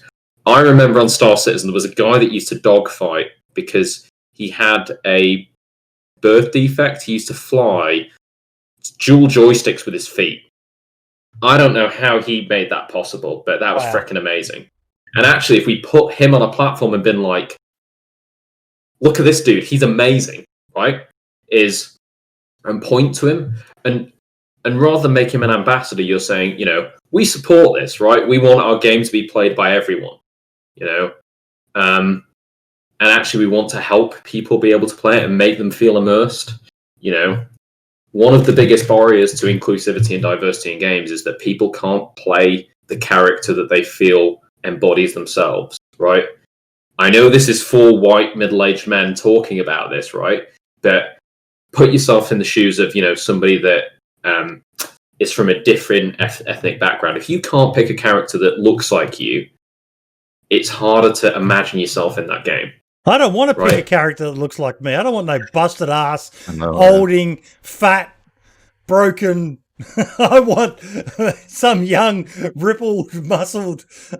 I don't care whether they're black, white, purple, pink, whatever, yellow. I don't want to pick me. Yeah, exactly. And we all agree. Toothless. Exactly. But actually, if you can take in a broad range of people and, as developers, you support them to do whatever they're doing well, even if that's jumping in the chat of someone that's got 1 million viewers or someone that's got 5. I mean, we used to do it for smaller guys, because with the way that we figured it was actually the bigger guys had already kind of made it. They didn't need our help, right? And the smaller people that needed a leg up and they just needed a break, we could help give them that, right? So actually, us jumping in there, answering a few questions, might give them that break that they needed. And it was also nice to kind of, I think it also made us seem more approachable as well. It definitely did. It's been wonderful, even in the past when we've had periods where they've been great. Batty was one, Yakub was another one, even Esmos was fantastic as well. I know he did that lovely video with you guys, Ben, when you had all the tents on the road between Electro and Kamishovo, and just it's fantastic when the team is interacting with the community. We've had a few people mentioned there who'd be great ambassadors. Helkiana, I would definitely have to agree with that as well. Helkiana is absolutely fantastic. Another model of the DayZ community. I think so many people we'd have recommend and know would be good people. But I think it's super hard for Bohemia or DayZ in particular to pick somebody for the reasons that Matt's been saying. There's so many different play styles and opinions and everything else. It'd be super hard to vet people and find people that can be impartial about things and stuff like that. I think it'd be really difficult. I think the better off is to just keep going down the route of encouraging and enabling people to grow themselves and advertise the game that way. Yeah, I agree with Ben. I think having a community manager in place, like they did with Jakub and various others over the years, such as Batty and everyone else, that actually used the Twitter and actually used the Reddit and used various different things like that to actually, like Ben said, engage with the community, share out, tweet out, retweet that people are going live, help the community grow, rather than just saying, right, these 5 people who have been streaming for a couple of years are now going to tell you what's what. I think there would be a bit more pushback from the community in that situation, rather than, like you say, having the community manager actually be a bit more involved with things. Could put a lot of pressure on the ambassador to change and not be who would normally be in the community. Now we've got the next topic, which is the CF Tools community attack, or whatever it was. Does anyone know anything about this? Captain Chunk, who's in chat at the moment, mentioned it. I know that I'm guessing it was DDoS or something, because the API kept going down, and then that was forcing servers to shut down because the CF Tools plugin requires the API to work. So there was a lot of servers that had to remove the mod. And can you I break don't know that whether it down was for an the attack dummies or who not. don't understand a thing you just said then? Okay, so there's a server-side mod that reports things to the CF Tools website, which is an online server management technical term. And the mod, in order for it to work, has to have remote connection to a CF Tools web server. Yep. And I'm guessing that got attacked. And then because the mod doesn't have the connection to the server, it shuts down the DayZ server that it's running on.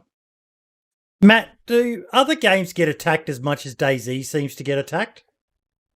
I think so. I think that, I mean, from my experience with DayZ, there was always someone that was trying to, be negative about the project. But the thing is back in the early days, we simply just didn't care.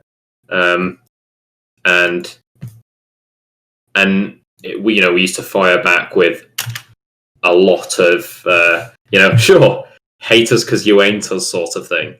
And I think that actually, people are always going to be negative on the internet. But for every one person that's negative, you've got 10 people that aren't saying anything that are happy. I have also found, and I think I'm just watching it in the background now, I think I've got so this is before no one ever outside of the original USEC community will have ever have seen this. And this was our first test map of DayZ. It's potato quality. Don't care. I will warn you of this. So our test map for the original mod was Utes. So this was recorded. If I'm reading the name right, this was recorded by Chad, who's one of the testers. So he's loading into Utes in one of the player roles on the mod.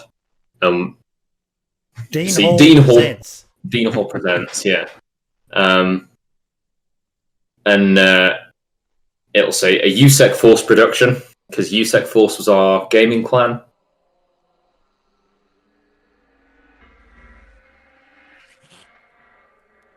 The super old logo.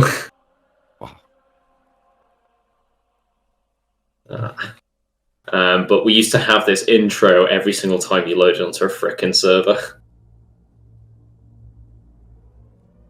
So on 12th of March 2013, I imagine, the rabies virus mutated and something basically, and triggering a global pandemic.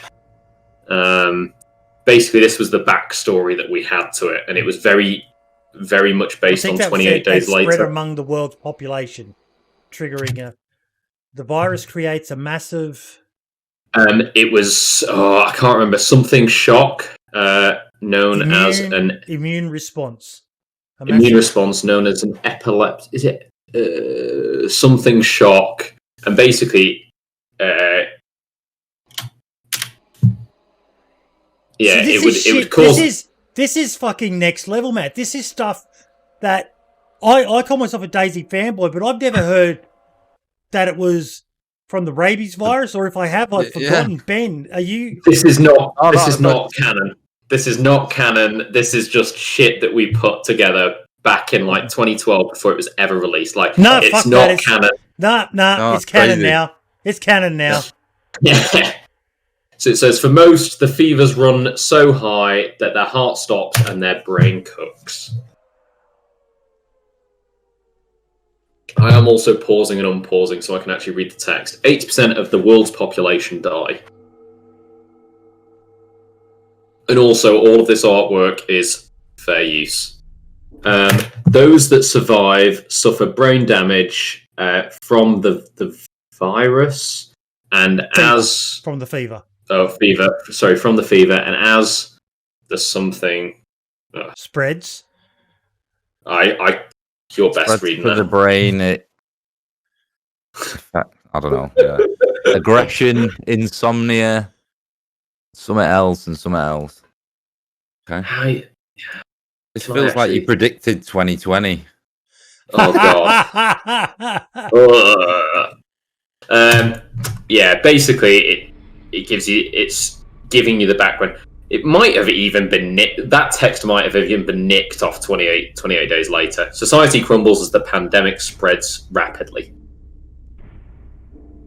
You are one of the 2% who are immune.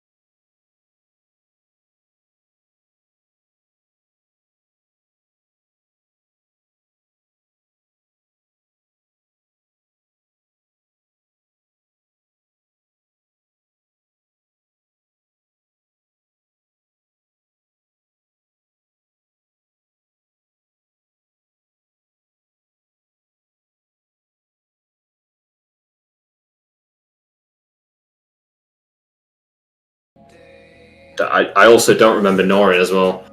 Janus did CBA, I think. Although you're testing my armor modding knowledge there. So on our test map, you would spawn at the airfield on Utes. Utes was one of the smaller Arma 2 maps, and it would spawn in zombies at night. So here we can see the zombies over by the habitation buildings. I can't actually remember what this video shows, but I'll narrate it as we go.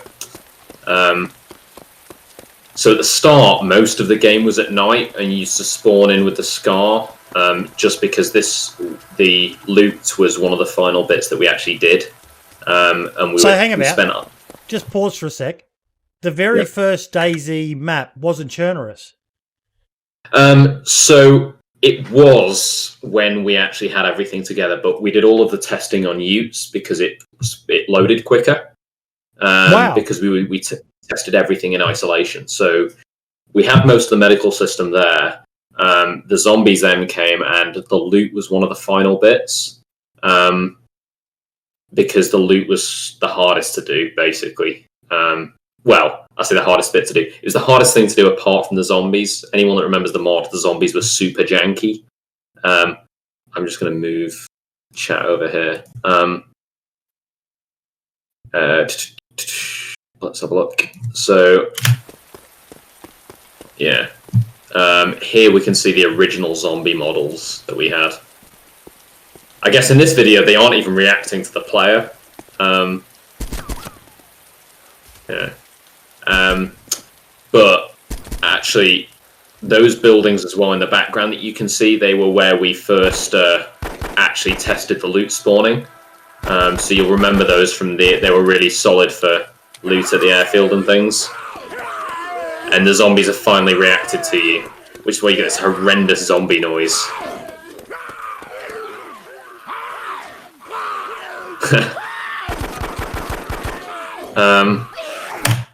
Yeah, so you get that horrendous. Yeah, you can even see the map is called Zombie Test. Yeah, and that is probably the oldest and only DayZ video in 4. Wow. Crazy. Just for and it is canon now, by the way. You've just reinvented DayZ. But just for that alone, that was amazing. The original canon of what DayZ was going to be. The thing is I've actually got 4 terabytes of like old files. So my problem is that I'm terrible at file sorting. So I've still got tons of stuff, and every single time I go looking for something, I find something new that's like old. I feel like you've got a whole show's worth of stuff that we need to see. Yeah. I keep telling myself one day I'll spend a weekend actually going through, like, ordering everything. Because for some of the times I actually kept up a journal that was rough. But it'd be worth actually like tying some of the pictures and videos to key dates and stuff. Because there was that'd be interesting, a timeline of the development with all the stuff you've got. Yeah, definitely. Definitely. Even that would make an amazing YouTube video. So that was wow. My mind's kind of blown from watching that. Absolutely amazing. It's such a good little map as well, Utes. It's such a almost underrated to a degree. Like it's available on the DayZ standalone launcher. There's like 4 servers up. 2 of them are locked. One's a deathmatch and one's a regular sort of modded survival one. But like I played on it when it first sort of got introduced onto the DayZ standalone launcher about last year, I think, and it's a pretty cool little map. The fact that it's now sort of a current thing as well as a modded map, you can actually go on and play. That I think that alone would give a little bit of nostalgic feeling to a degree. If you give me a minute, I can actually pull up. I have a copy of some of the actual source files from the earliest mod. The thing that really annoys me is I wish that I'd kept a copy of all of the versions of the mod. Because it would be great now to fire up something from like 2013 and play on it, just to see what the frig it was like. So if anybody actually has an old version of Hive on a server somewhere, it'd be great. Daone's probably got something I'm hiding somewhere. I'm looking towards chat here. Yep. Thinking, If anyone's got something, it's going to be Daone. Twinkle Toes Twitch, were the zombie sounds just you guys screaming? No, so actually a lot of the stuff that we had at the time was we purchased stuff off Turbo Squid. We had to actually stop that because we got so many complaints from nicked source files, because at the time Turbo Squid basically was just people re-uploading content.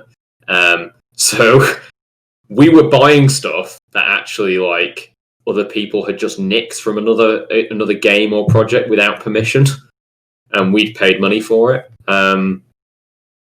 So we had to slowly stop doing that. But yeah, so I think that was one of the things that we actually got off that. But I got a quick question for you. At what point did Bohemia finally start getting more professional with DayZ? Because it sounds like, the way you've talked about it, initially it was you guys just, look, we'll give you the bare minimum. You guys just bumble your way through it. And then all of a sudden DayZ hit the next level. So I think the thing is a lot of people didn't really understand how DayZ had happened. Because even within Bohemia. I think within the games industry in general, right, is like Bohemia probably wasn't used to that. Like we had made Arma 2 be far more popular than it ever was. Millions of people bought Arma 2 because of DayZ. And I think that, they just wanted to bring it on and not change anything because it was super successful. I didn't really know better. So I just kept being 18-year-old loudmouth me. And I think that it got, as the project matured and we brought in more people, other people saw the risks, and that's where it all got more professional. So let's have a look what I have here.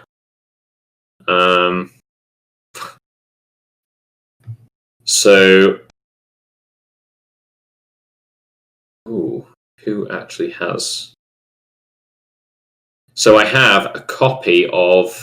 I have a folder that's called Legacy, and it's got DayZ animation, DayZ code, DayZ server, and DayZ sound effects, which I think was the full pack at the time.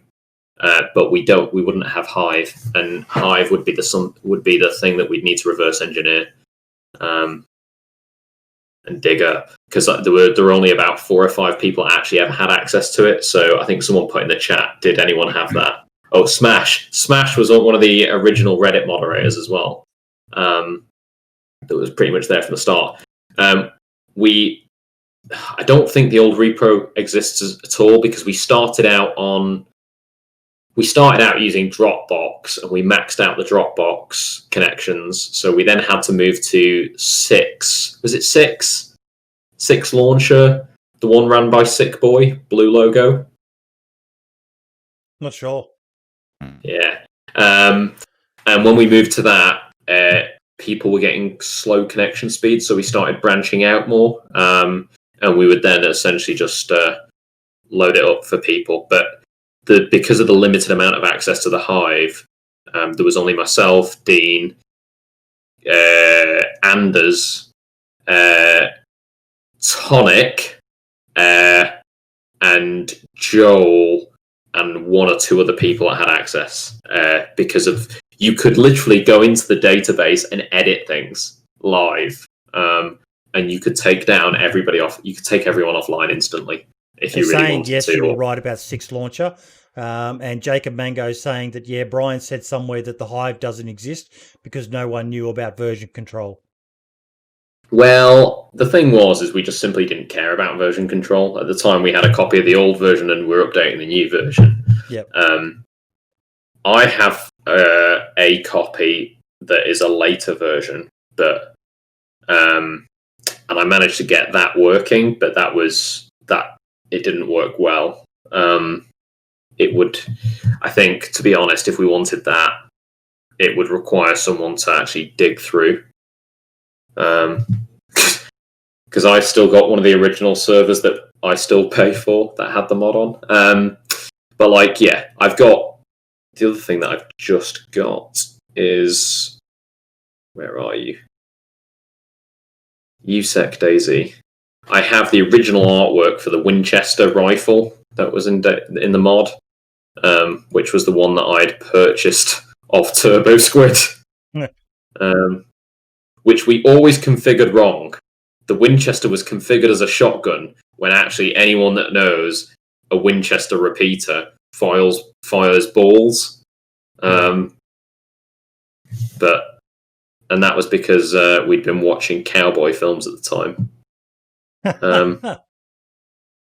I have a full build of DayZ from... Hang on. Sorry, I thought that was a date, and it wasn't. I have a full build from the 3rd of the 5th, 2012. That's probably the oldest one. But there's no Hive. And then I've also got the police car, which was that only went in for about 2 months, and we had a British police car that was configured really poorly on the server. And it never had flashing lights. But yeah, I'll see if I can pull up the actual Winchester model. Let's extract the files, see what we've got. You're an absolute treasure trove of information.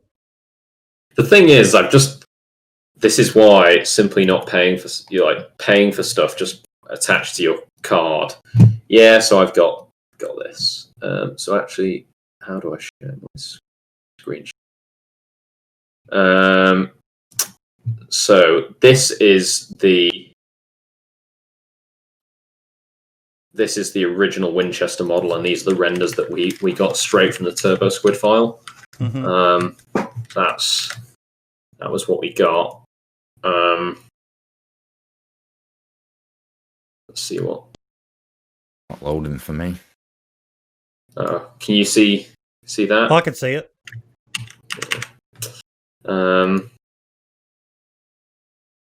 Oh, there we go. I will not go into my download folder live on stream. That is a risky maneuver. But yeah, so like there's just tons of stuff like that one day I'd love to go back and actually get an old version of the mod running, but it would require a lot of effort and a lot of the old guys to come back together. We need to get, it needs somebody that actually worked on Hive, probably Joel or Anders, to come back and help us either reverse engineer it or even Dean. See when the last copy we could find of it, because there will be one somewhere. Someone will have a copy of that frickin' database. That's going to be like in a box in someone's garage, like, or in a storage unit somewhere that that's long forgotten about. That's got overdue payments on it or something like that, and that's going to be like long gone type of thing, I reckon. The worst part is if someone did find it, if they had no understanding like me, they'd probably just discard it. Yeah. Okay. Next topic we had was DOJ, Dance of Jesus. What was this again? What did I pick up from him? Just finished some mapping, all done with the DayZ editor made by Inclement Dab, coming out in beta today. This sample will be available to everyone and free to use on any service. I think he was trolling us because he's got a picture of a Corvette in the or a zucchini, and the name he's got associated with the file is Penis Young. So I'm not quite sure what Of course he has. But the main reason I wanted to talk about it now, have you seen the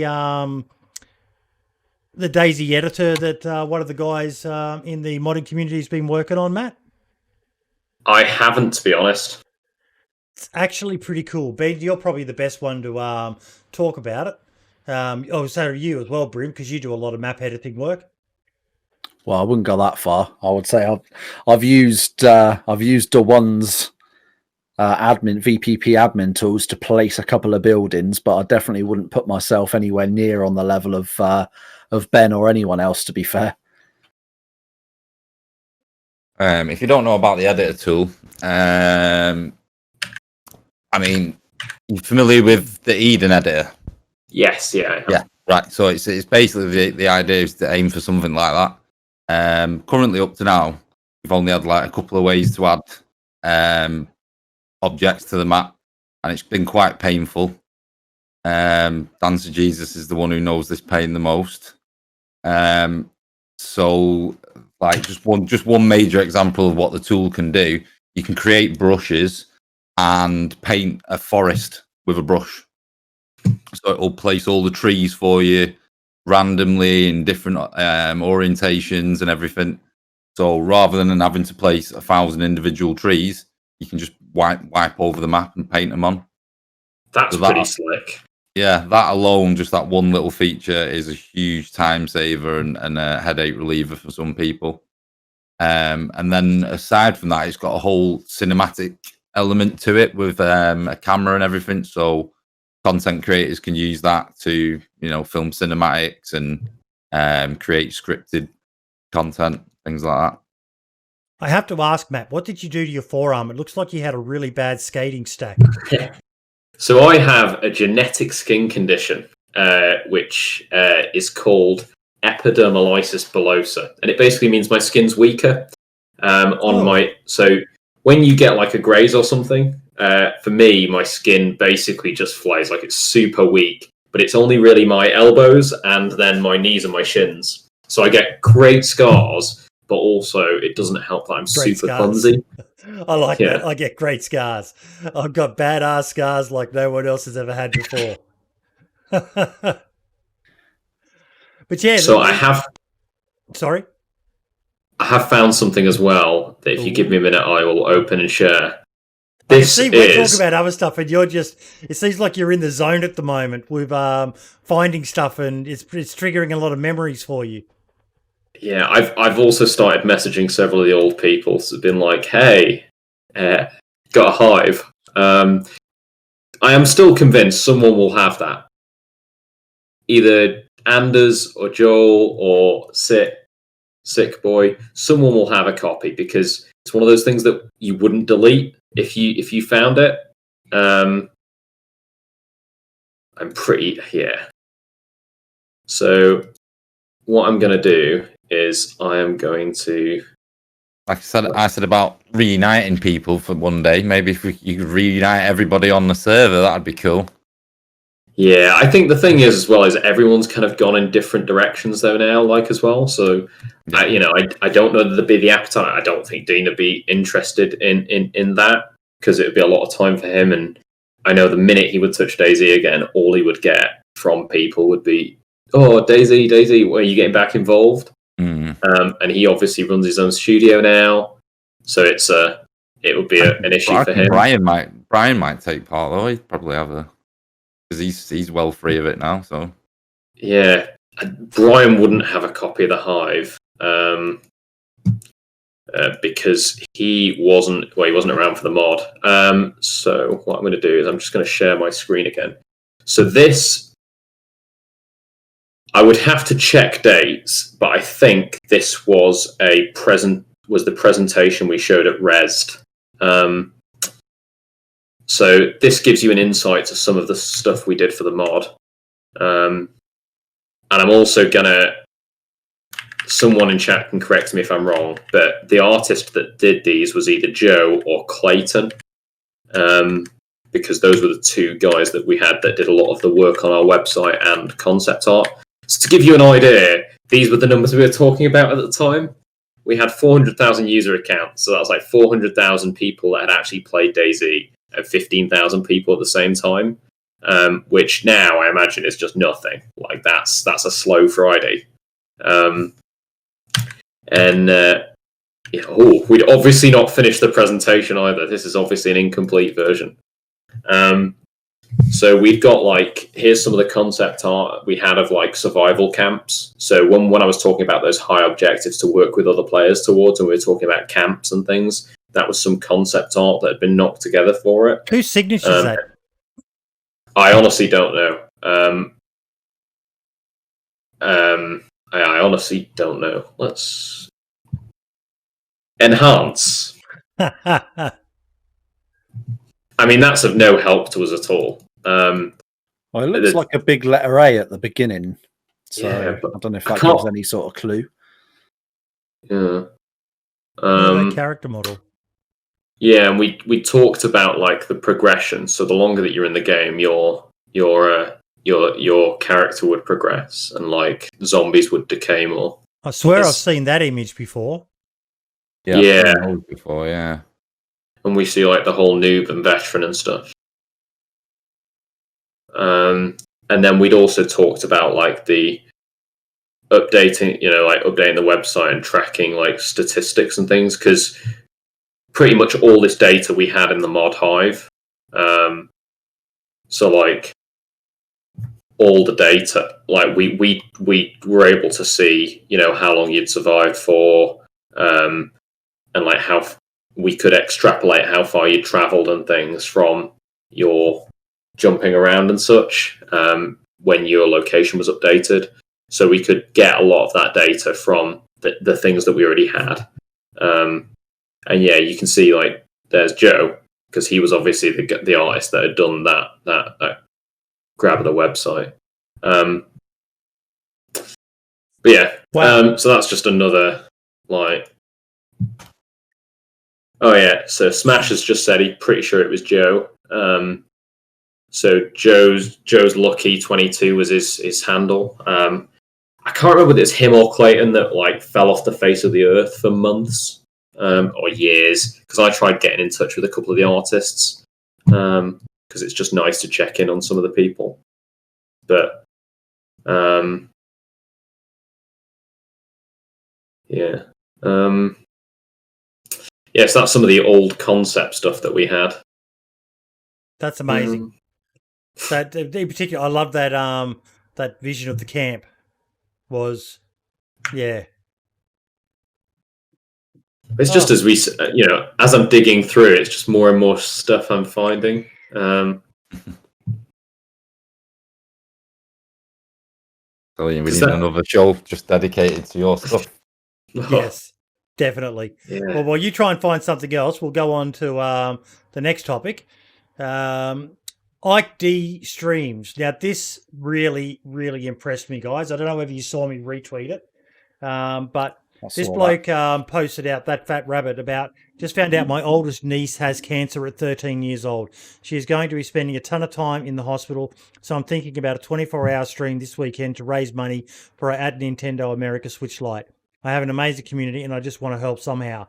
Now, most of you probably know who Ike is. I'm pretty sure you all follow him or he follows you. And he just said this tweet, I'll cover the Switch. Use what you raise for games or other things she may want or need. Just let me know the easiest way to get the funds to you. That is a fucking OG move right there. Blew me away when I saw that. I did the fundraiser for Moonshine. And just seeing something like that, and oh my God, we've just had royalty turn up in chat. Sumrak is in here. Matt, do you know who Sumrak is? Yeah, so I never directly worked with Sumrak, but I know of him and I've been in touch with him because he said to say hi. Hi. Sorry, I've not scrolled down in chat. But yeah, so Sumrak is again an OG armor modder that eventually joined the DayZ team. And he's still on there, I believe. He's the project lead now. Nice. But yeah, so it's nice that that sort of, you've had that progression where it's still in the hands of content creators and not, I say. That's one thing that I do like about DayZ is that, like hearing about yourself, 18 years old, and you were involved. Like when you reached out of that, I didn't even look at your profile picture on Twitter or anything like that, because I genuinely like trying to find out as much as possible. You obviously sent through some basic information about yourself, but then hearing you were 18 years old when you started working on DayZ. I know some of the guys in chat, like a lot of the names you're seeing there are people who are modders. Jacob Mango, Dumpgra, Daone, they're all people who are doing amazing stuff doing mods for DayZ. And I just wonder where they're going to end up in the future. Whether they possibly end up working for DayZ maybe, it depends on how long DayZ's got left being supported, or, being hired by the likes of yourself to work on a game, or it's an amazing industry.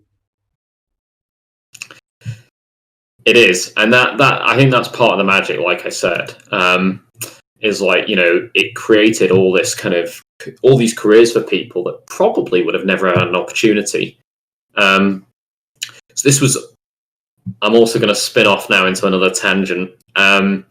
This is the first article that we ever had about DayZ, and I'm looking at the artwork, and it looks like this was in PC Gamer.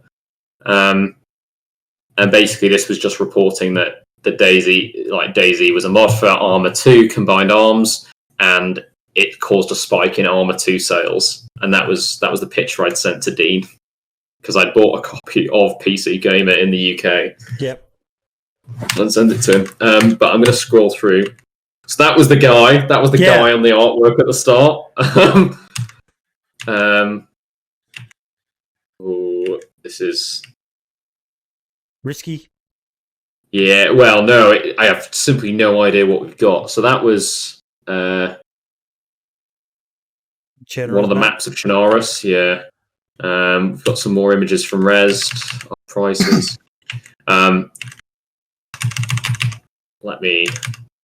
What I will do. So, yeah, there you go, PC Gamer, that was the magazine. So I will scroll through all the stuff. So here is some more pictures of real life Chernarus. Green Mountain. Green Mountain. I can't remember which valley that is. So this is, you're looking at the southern side of Chernarus now. So if you look on the right-hand side, that is Electro. And then in the background, you have Cherno. if my memory serves me right, like it's a bloody old photo.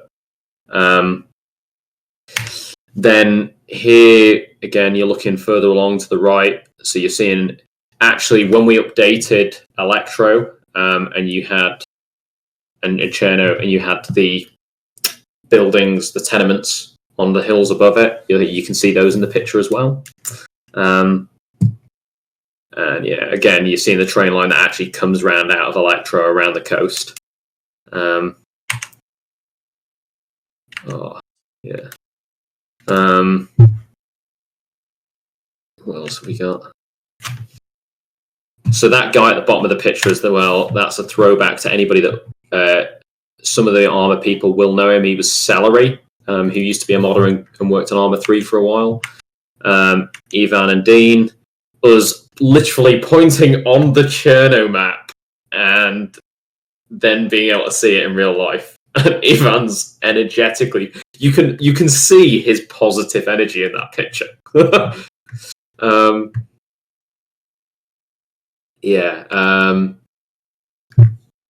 And we would literally see this stuff. Dean had a terrible cold that day as well, so he's doing Vicks.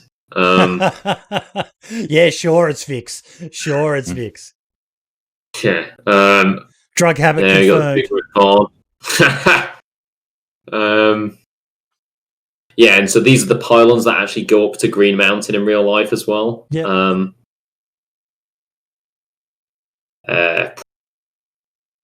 Yeah. Yeah, and and that's I don't know what those emails are about. So this was the first convention we'd actually gone to with Bohemia. This was Gamescom. And if you look, like, that was how big the Bohemia booth was. It was absolutely tiny. And we had 3 games there. We had DayZ, Armour 3, and Carrier Command. And if you look at that slightly lowered platform, we filled the entire top of that with cans that people had donated.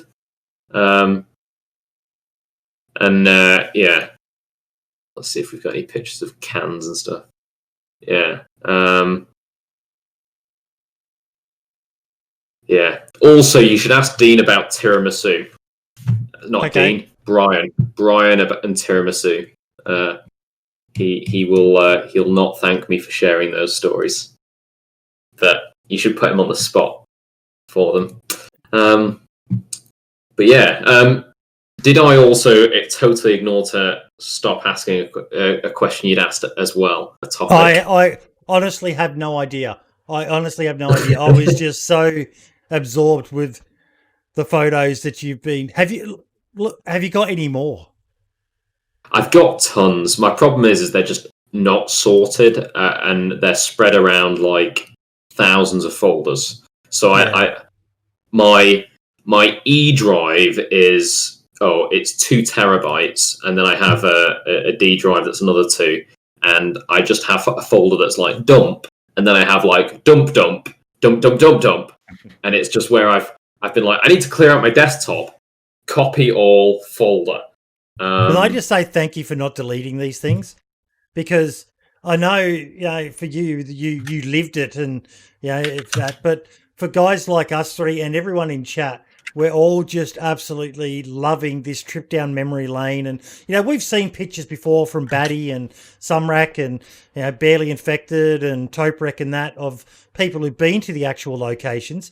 But hearing from someone who was there when everything was being formed just adds a whole new level of, what's the word I'm looking for, Ben? Well, it's like a personal bit, isn't it? Yeah. I'm trying to think of the word. Brim, you got an idea of what the word is we're looking for? No, believe it or not, English is my first language, but I don't show it often. I know what you're trying to say, but I just can't think of the word for it. Oh, okay. What were we talking about? We were talking about Ike D's move. So big shout out to Ike D. Give him a follow on Twitter, folks. I'll grab his. I'll grab that post. He's definitely worth following because that was just an amazing move by him to do something that nice for another content creator out there in the community. Yeah. Now we've got just before we move on there, Boydie, as well. I've just posted in Twitter. There's been an update to the situation in general, and the young girl has now got her Nintendo Switch already. So the posts that I have put in your chat there links to the guy Fat Rabbit. It's his one of his statuses. It's actually a picture of his niece. Sat in the hospital. She's got all her stuff. She's surrounded by a shit ton of good stuff. So positive, decent bit of content as an update there. That's awesome, man. That's fucking awesome. That's just such a sweet thing for him to do. And just to, because they're not cheap, those Nintendo Switches, are they? And there's a supply issue with them. They're a good couple of hundred. They're a good few hundred, pounds. Probably be closer to the $500-600+ mark for you Aussies. So it'd be really expensive. But it looks like, judging by that tweet as well, by that post, Fat Rabbit is still going to be doing streams to try and raise more funds and what have you for his niece. So, and that's a pretty definitely sweet thing of him to do. Definitely worth checking him out, giving him a follow and helping out any way you can.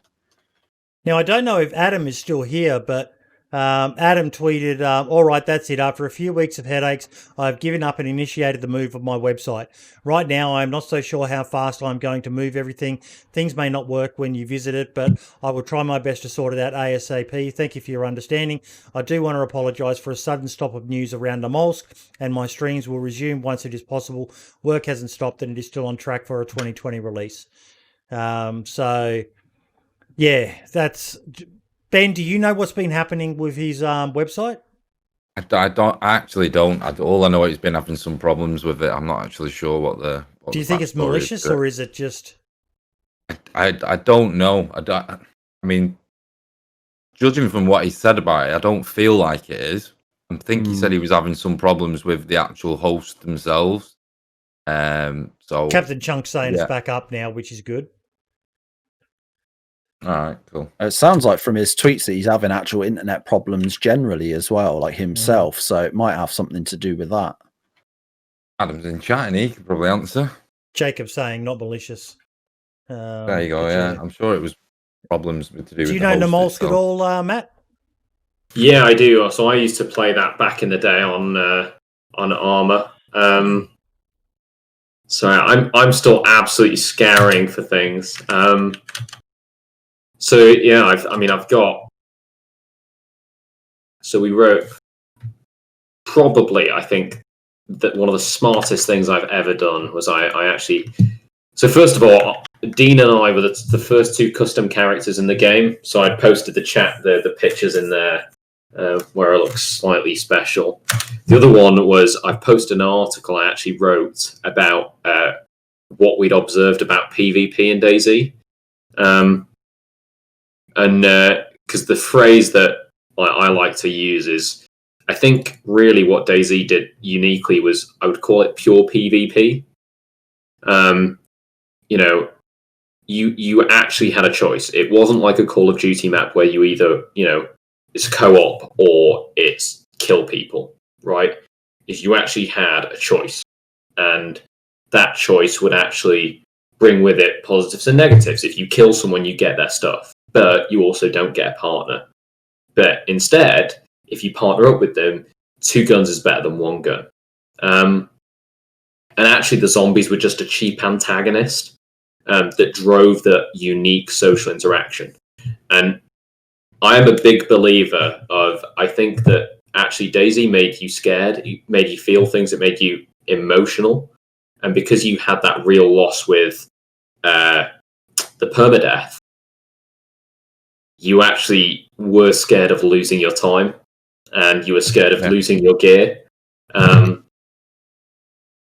actually that way, because you had that pure choice, you weren't just thinking about stuff, you were also thinking about the whole.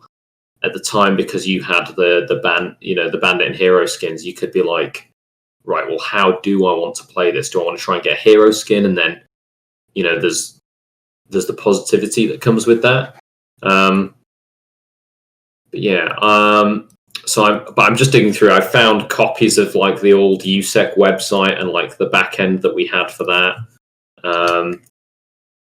I'm still freaking annoyed because I'm sure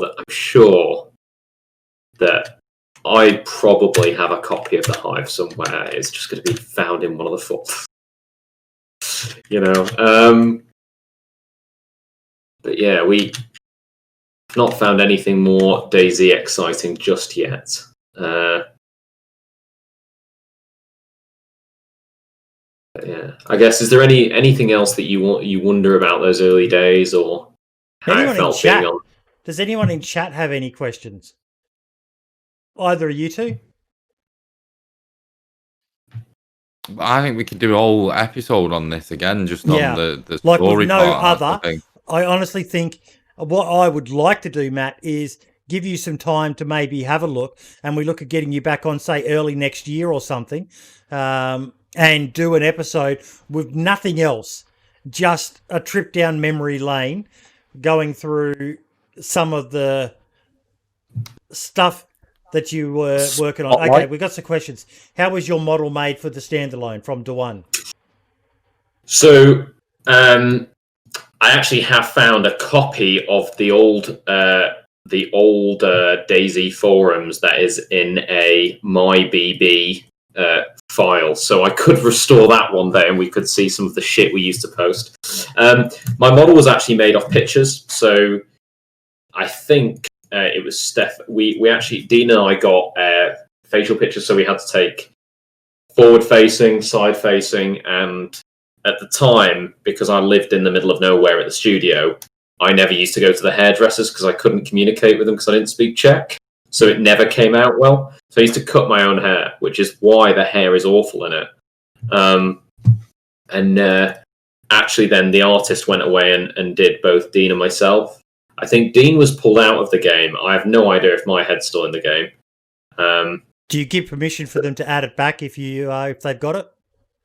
God, absolutely. I don't care. Like, when we were on the standalone, one of the points that Dean and I were raising, because we were saying about the mod, and actually one of the things that became an issue is that people saw Dean and myself as the two faces at the time of the project, but there were a lot of guys in the wings that were supporting us, like Sick Boy, like Razor, like all these other people that were there and putting time in, but people didn't see them because they were behind the shop front. So one of the things that I thought would be good was actually if we posted each week a different member of the team and we gave like an introduction about what they do and they could answer questions. So Dean's first desire was like, yeah, I really like that idea. So he posted a picture of me wearing a dress on the forums, and I was furious with him. And he posted with the tagline as like, the more memes this post gets, the faster we'll release updates. And I've got folders of those frickin' things where people had literally just turned Dean and myself into stupid frickin' memes. And whenever you used to search me, when I applied for my job at CIG, one of the staff members interviewing me found a load of the pictures and was like, what the fuck's this? And I was like, well. Do you still hate it? I don't. To be honest, there's a lot of funny stuff happened with it, and some of the memes were really, really good. Probably the most embarrassing bit was some member of the forums had signed that picture up to a New Zealand dating website, and it was just using DayZ innuendos. And some of the messages they got were hideous. Like every day they would post on the DayZ game forums the responses that this thing had got. That gives you a level of long walks along the beach at Kamishovo, and can often be found for taking pictures from the top of Green Mountain. And it was like, I really want you to share your beans with me, and stuff. And people were awful. That's awesome. That's awesome. I hope that's on the way back machine. Yeah, there must be. Another question we had, Are there any ideas that were started on that were abandoned because they were too ambitious? I mean, there were, to be honest, is a lot back in the mod. Sorry, just give me a second. I think I found something that is a SQL file that is 69 meg tall. If you give me 30 seconds, I might have found a copy of Hive. I'm going bathroom every 2 minutes. Yeah, this is where we get all excited, and it turns out it's absolutely nothing. But so there were tons, but we pretty much announced them the minute that we actually had an idea. I think some of the big ones to call out that would have been nice to have done is diseases. We did a bit of that in the mod. They were in there for quite a long time, but no one really understood them because you would just get messages saying, "You feel unwell, you feel sick," and no one really knew whether it was something they'd eaten or whether they'd gotten like cholera. I think that's one of the really good things about the game in its current state is they've kind of fixed that essentially now. Like the actual sort of sickness model in game is actually a lot better now, especially with things like being able to use the blood test kits and it tells you what disease you've got and things like that. I think they've and you can identify from the symptoms as well. Yeah. Yeah, it's the blood types that always get me. I always check my blood type and then I can never remember what goes where and if you can give it to someone else or not. And every time I do it, I have to Google it just to double check. So I'm gonna ask someone because it has been literally 6 to 7 years. Easy UI way of being able to open a SQL database. Someone in chat will know, Daone or Jacob. Yeah. In particular would be the two. I can't remember the program I used to use. So me and Boydie are sat here just like you might as well have been speaking Chinese. Okay, Combo Jackal said Heidi SQL. Heidi was the one I used to use, yes. So I'll grab that. So essentially what a SQL file is, it's a database. So I found a database that is dated close to the mod, which if I've got that would be the Hive database. And actually the only thing that we'd need in the middle would be mother. So we used to name all of the back-end programs off essentially supercomputers from films. So we had mother, father, Hive, which I think were all from Alien films. I think so, yeah. Sounds about right, yeah.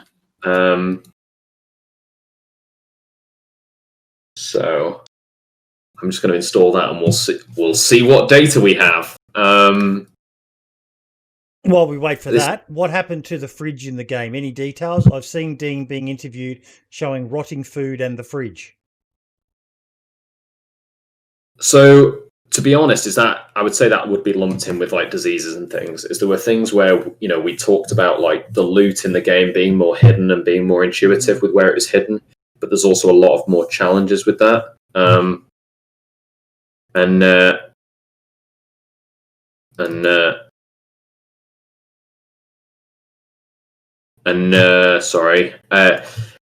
the problem that we had there is like actually being able to place the spawning nodes on things was really, really challenging, which is why most of the loot for a long time was actually placed on the floor.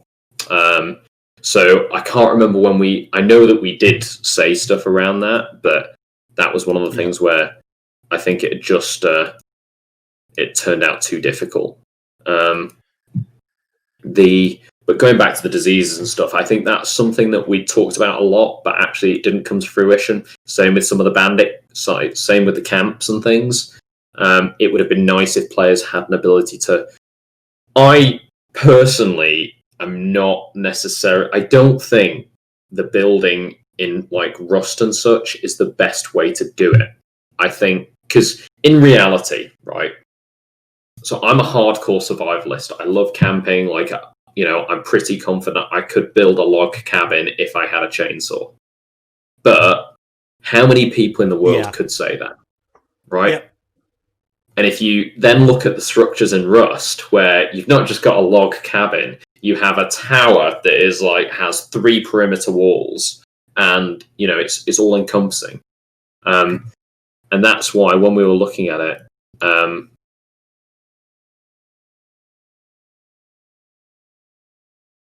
so actually the file that I found connects me to the Hive. Was actually just to connect you to the Hive, I believe. So yeah, that doesn't work. Shame. Yeah, it was worth a punt. But yeah, so. Well, Bobster's got a good point on what you just said then. I think in general, people would just inhabit existing structures. Yeah, and it's like that fortification, and actually, when you see that, like, how do you then like adapt? Because I think people would inhabit current structures, but also take tents out into the middle of a forest to hide stuff. Yeah. And it's those sorts of things where actually it'd be quite nice that if we'd explored that more. But again, hindsight's brilliant. Yeah.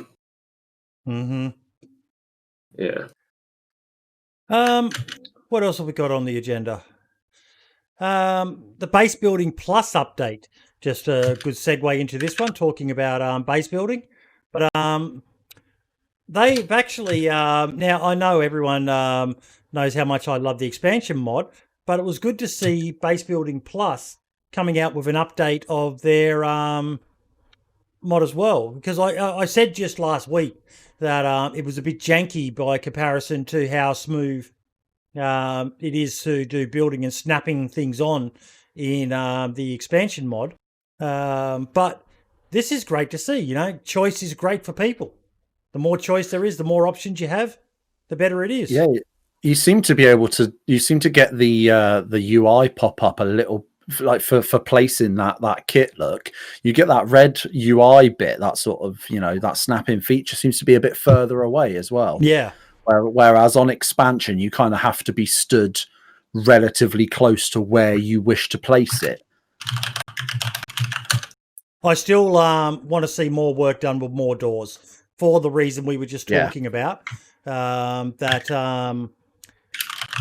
as Matt was saying, you can't expect everyone to be able to build perfect carpenter walls and all the rest of it. Like I've done a survival course in the army. I could build a basic lean-to, but it came to building a log cabin. Fuck me. No, I wouldn't be able to do that. Even if I had it, I'd probably stumble my way through it. But it wouldn't look anything like bloody what you saw in Grizzly Adams or anything like that. That's for sure. Yeah. Yeah, I mean that base building plus mod is a really good mod as well. That was sort of the first base building mod that I ever sort of came across when I sort of joined the fray on DayZ a couple of years ago, and the first modded community I played in, they that I'd sort of called home, so to speak, they were using the base building plus. I never bothered with it. I preferred vanilla just because I already knew. I was too lazy to learn a new way of fucking doing things, basically. I knew what the vanilla base building was. I knew how to do it, what I needed, so I just did that. But some of the people that played on that server, they had some phenomenal talent to do, especially when you've got the 3 different, you can do wood, metal, and concrete buildings, and have hatches and doors that leaded to other rooms and things. There were so many really cool buildings and different options, whether they be a standalone building or tacked onto the side of an existing vanilla structure. There were so many good ones. And it's a really, really cool little mod. I do like that you have to have the blueprints to be able to build things as well. That's one thing I do like. Yeah. And that enables you to add just another control measure into how many bases can actually be built on your map, which is always a good thing as well. See Matt's furiously looking through files in the background there. Yeah. Quickly skipped past his porn folder. That's the other 2 terabytes. I see. It's annoying me because I'm certain. I'm certain you've got a copy of the Hive somewhere. Yeah, I must have it.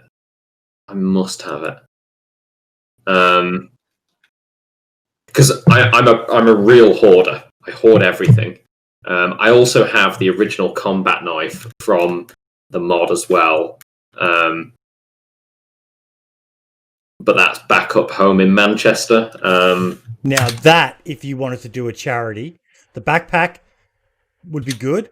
But if you've got the original thing, if you ever wanted to put that up for an auction, I reckon 4 figures minimum would be great. To be honest, I'm not even attached to that. That just sits at home because it was a really, really rubbish. It was quality a really rubbish knife. Yeah, I will. So that we know which one I'm talking about, I'll actually bring that up because we did some backgrounds. Sorry, I keep getting myself excited when I see a file and I'm like, ooh, maybe this is it. And then it's not.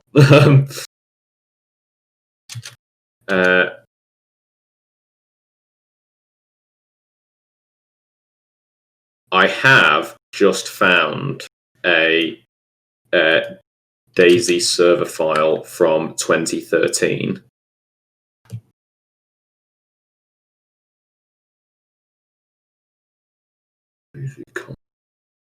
Sorry, this might actually have it. Oh, have we found it? So I actually think I have it. I have server files. I have the launch config.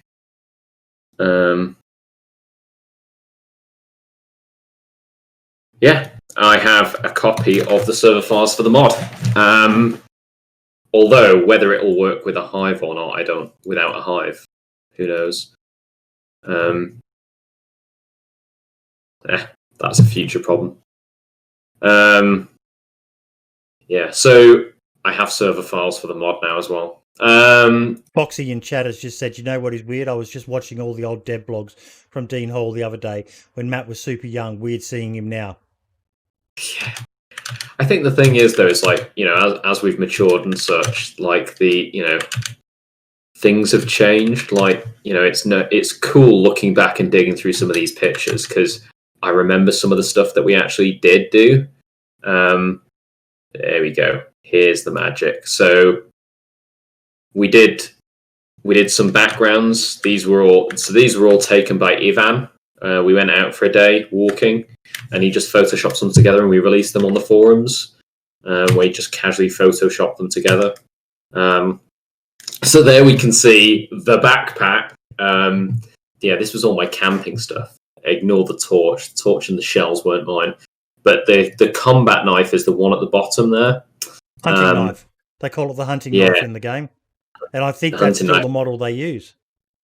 So I actually still have that. I have that knife. And yeah, if there was a worthy cause, I'd happily punt that up.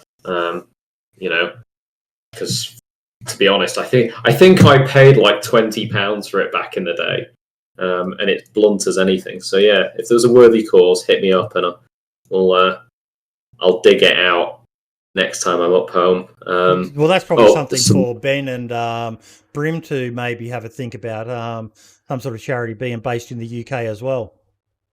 There you go. That's the reason the knife is blunt.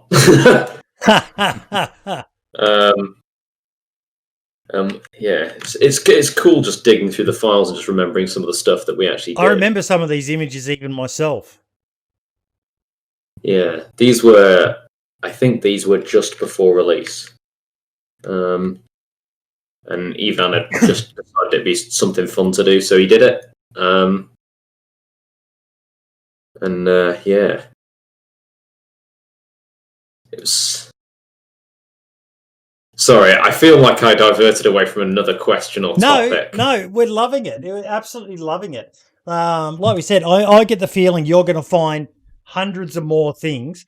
And this is the sort of stuff we love on the podcast. We love DayZ, and it's it's a game with such a massive legacy to it. and getting to speak to someone. Yeah, I've always said my dream was to get Dean Hall on. Well, I can't think of much more Dean could say other than, talking about his concept creation, which he said publicly before as well. This has been just as good. And I doubt that Dean's probably got the same sort of files saved away that you have, Matt. Wouldn't you agree, Ben? Well, I don't know. Matt would know better, wouldn't he? But yeah, I think. I'd go. I think I'm the worst for data hoarding. I think Dean's probably got more access, and the issue is we used to have DayZ mod email accounts, and we don't have access to them because, although that's just made me think about it, we did actually have Dropbox with the DayZ mod emails.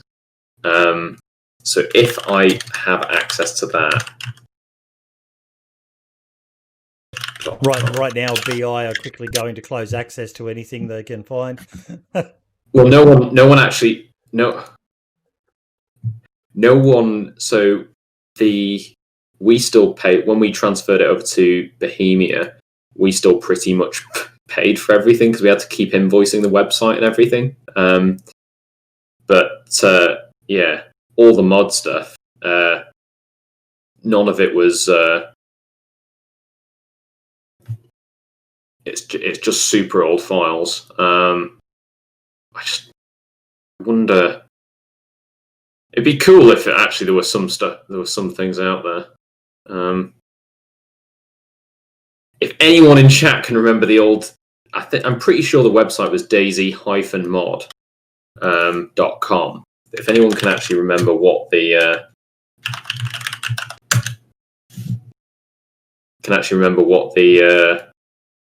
URL was, I can probably try digging through some random things because we all had the DayZ mod emails and we just used to use that for everything. Combat Jack was saying Carl would know. Yeah, probably. Yeah, this is the thing. Is like really, it'd be good if everyone was willing to like spend time and dig through all the systems we used to use. Because we were pretty lax with actually keeping a track on it all. Mm-hmm. But yeah, yeah, and I do have a copy of the DayZ server and the files to launch it. I just don't have the Hive, which actually shouldn't be a problem because it connected automatically to the Hive. So you just need to mirror what the schema for the database was, which anybody that used a derivative of it would have the schema. So you could do that. Give me 4 hours and I could figure it out. That'd be something to get us all on an old original server one day. Yeah, that'd be cool. Okay, so we had we've talked about the DayZ editor beta release, which has just been absolutely amazing. Mini DayZ. Now, I don't know how many people actually know about this, that there is actually a mini DayZ game that you can play on your mobile devices, be it a tablet or a phone or whatever. So if you're the sort of person who just can't get enough of DayZ, definitely check out Mini DayZ. I'll get their Twitter account handle so you can find the link to it. But they've actually been doing some updates of it. I've got it on my iPad. I haven't played it in quite some time, but I do follow the account. And when I saw that they'd done an update for it, it was like, oh, yeah. And they're currently working on Mini DayZ too. So, yeah, Jacob, they say on there they're working on Mini DayZ too. So it's not a bad little game. It's quite fun. It's quite challenging.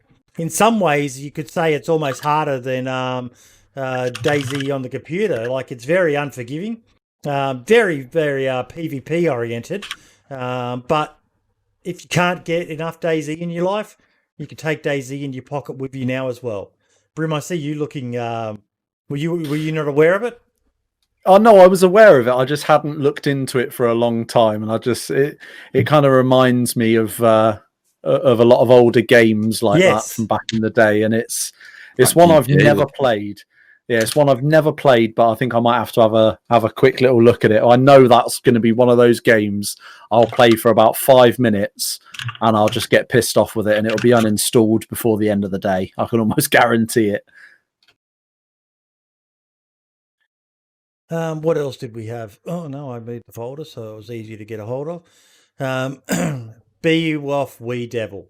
Have you guys seen the setup this guy has? Oh, I saw it on Ben's Twitter. Yeah, I saw he posted a couple of pictures and what have you. It looks really good, to be fair. I like Helkiana's GIF.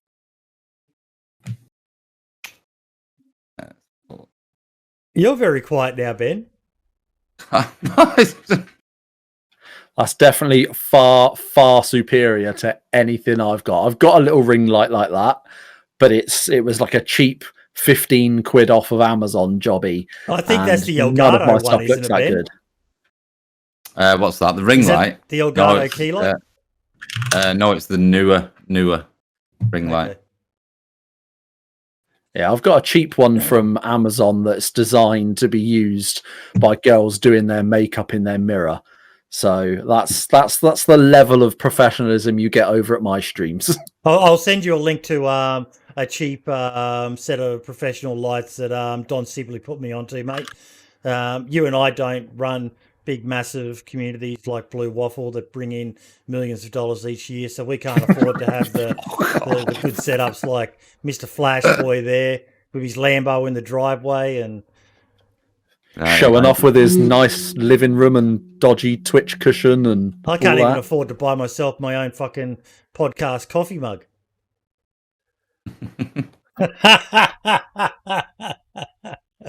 That was an expensive mug. Yeah. You got to have a Blue Waffle server to your name to be able to afford a coffee mug from the podcast. It's a bit of a running joke, Matt, about how everyone thinks that community managers are rolling in millions and millions of dollars. So we poke fun at each other quite a lot on this show. I feel like community management and QA get massively oversold in games. Like, it's like, oh, you get to play the games or just talk to people all day, and it's like, no. Generally, it's a low-paid position, and it's like watching your favorite movie every day, but only 10 minutes of it, and then writing everything down that's wrong with it. In the end, you end up hating it. Yeah, I would. I'm so glad that I never had to do like serious QA.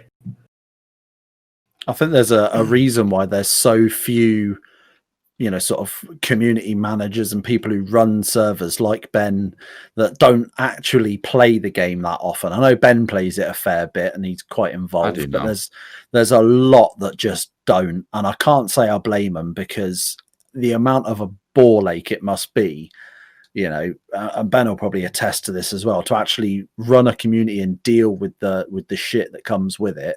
I can understand why a lot of people don't do both.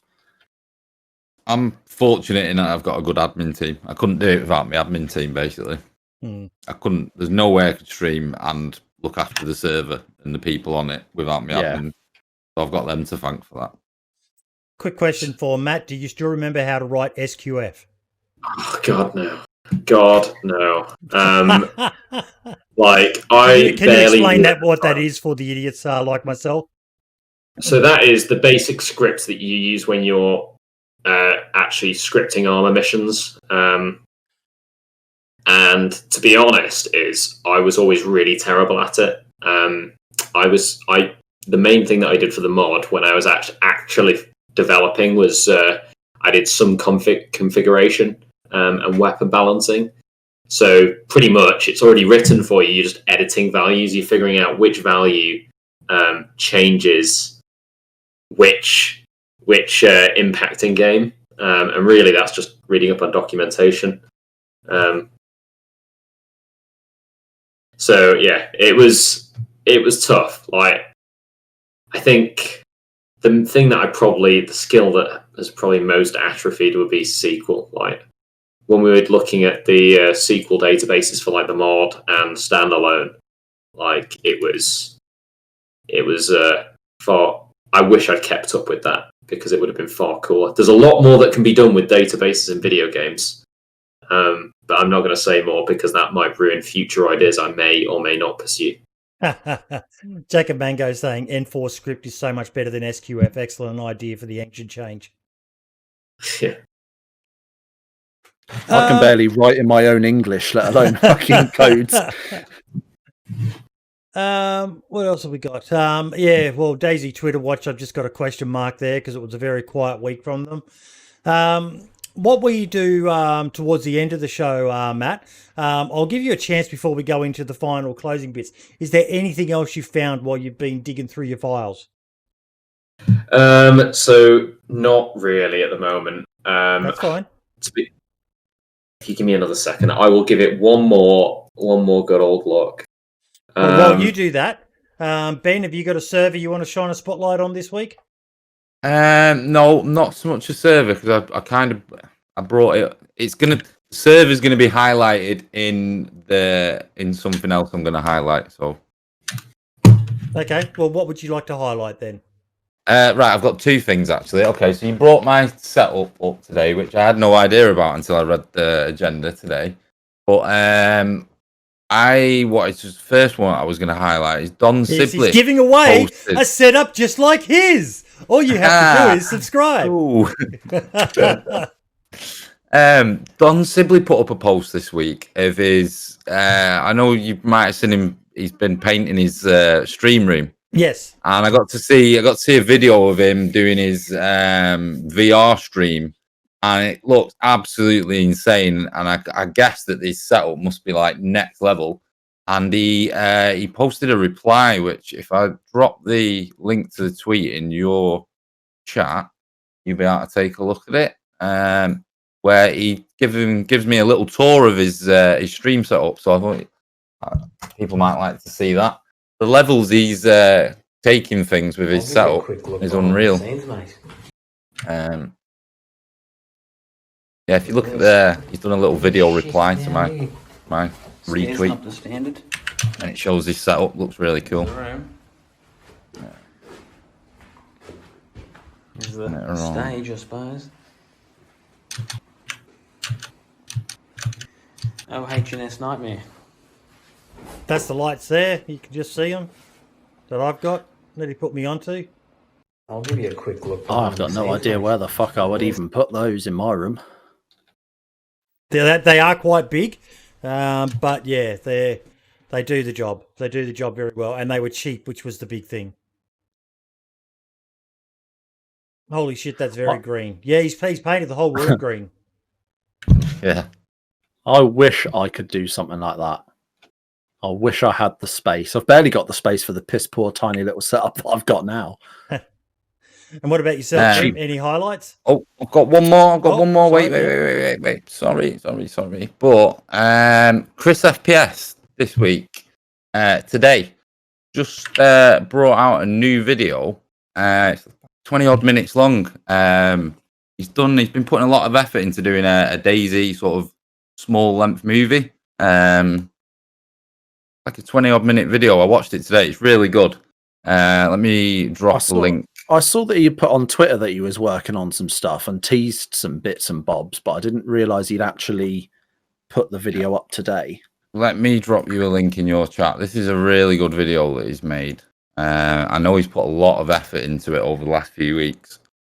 So it's definitely worth highlighting. And it also takes place on a server that I briefly mentioned in a past server spotlight, which is some friends of mine, the Just Instant server. So Chris filmed it on their server, it's a really good server. I've been helping them out with loads of stuff.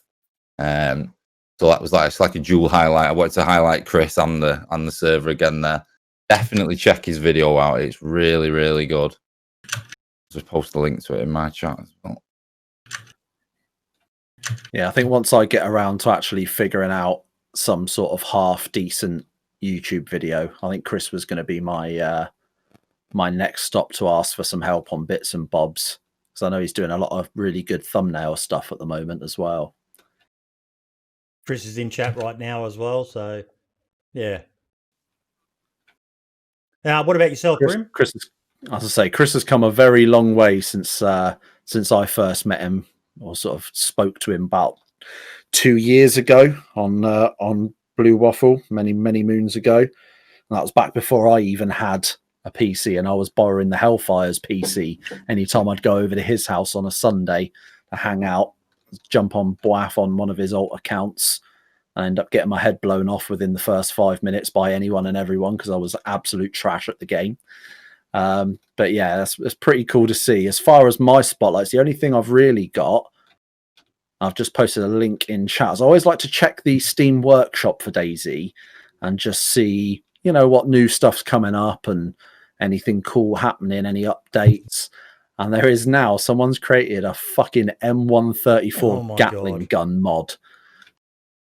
Now, it does say the M134 Gatling gun is a pure deadness weapon. I like that. Intended as an admin weapon. And his next step is to animate the barrel. So it's going to be one I'm going to keep an eye on, because anything like that, I think that would be fucking brilliant. Imagine that for raiding.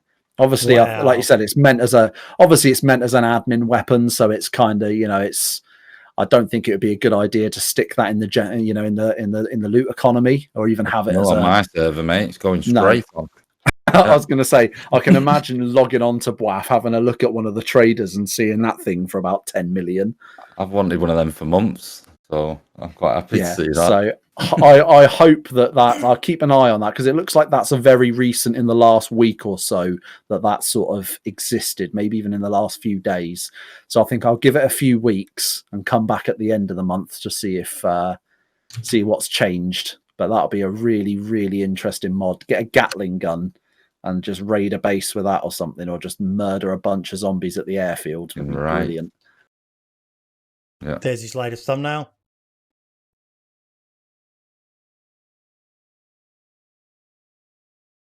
Okay, mine is actually I wanted to give the Running Man a shout out for something that he was doing with his mods. Now, tomorrow is a mod squad day. I will be streaming with the mods on an open server. Anyone is welcome to come and join the server tomorrow. Password given out tomorrow on stream, and come and try to kill us. The player that kills me gets to team up with me on a stream in the coming weeks. Now, the thing I liked about it is mods are often, particularly in those bigger streams, like the Running Man and Smoke and those big guys who get the big numbers, the mods really have to work. With me, other than, I had actually something unusual happen earlier in the stream. Someone came in and spammed a whole pile of links to some video, and I banned them. But I think the mods were that shell-shocked that something bad happened in my stream, that none of them actually jumped in it. It was me who banned the person first. But on the more active streams, those mods work their ass off. And it's great to see a content creator actually doing something fun with the mods. Not just, check it out and, give us a pay rise. I'll give you 100% pay rise on what you're on, Foxy. 100% on 0 is... Anyone do the math for me? 0. I said probably more than we make anyway now. Yeah. On quite a lot of things. I'll give you the same as what I'm making from the podcast. So I'll send you an invoice for how much I'm down out of pocket so far. Just don't tell the missus, she'll kill me. But I just thought that was something nice. And people need to remember that mods are overworked and underappreciated, particularly on those bigger streams. And it's nice to see someone actually doing something nice for their mods. For most of them, they're usually massive fans of the person. And I did laugh, though. I'll go back to the tweet. I did reply to it. He put this image of the Spartans in 300 lining up, and I said, I know your mods well, having been one before, and I see it as being more like this than the Spartans. Just a gif of a soldier dancing and dicking around. But, yeah. I think I've noticed a lot more recently. I don't know if something's changed or whether maybe I've just actually had my eyes open when surfing through Twitter, but I've noticed a lot more at the moment that when it comes to Running Mans, he seems to be raiding a lot more people. a lot of smaller streamers As and he things should. like that recently. As well he should. Yeah, absolutely. I think we all agree that, you know, when you should always sort of try and raid across or down, you know, and try and, you know, sort of do that. And to be fair, I think it would be very difficult for Paul to raid up because he's already pretty much at the top. So, but it's really good to see a lot more people seem to be tweeting out at the moment saying, oh, you had a great stream today. Thanks to Running Mans for the raid, you know, and it's just really good to see, you know, someone decent like him's actually, you know, giving back to the community and doing things the right way. So I don't know whether it's someone had a shit-eating grin on his face before. I think someone's found something really cool. I have Hive files. There you go. I don't have a copy of the database, but I have all of the. I have the Hive external DLL, and then I've also got the server PBO to go alongside it. So the only thing you need then is the database schema, which, to be honest, would be. You could probably just pull that from the actual code, because you'll be able to see where it defines things. So, I knew I had it somewhere, but I'm gonna. This is my. I'll post it in the chat. What can you legally do with it, though? I mean, legally, I can do. It's a mod file. So, to be honest, it's not classified because it wasn't part of my employment. I don't think so. I could run it, and people could. They launched Arma 2 with the same files, so I would have to publish the files. I'd have to put up a server, and then people could use those files to play on the server.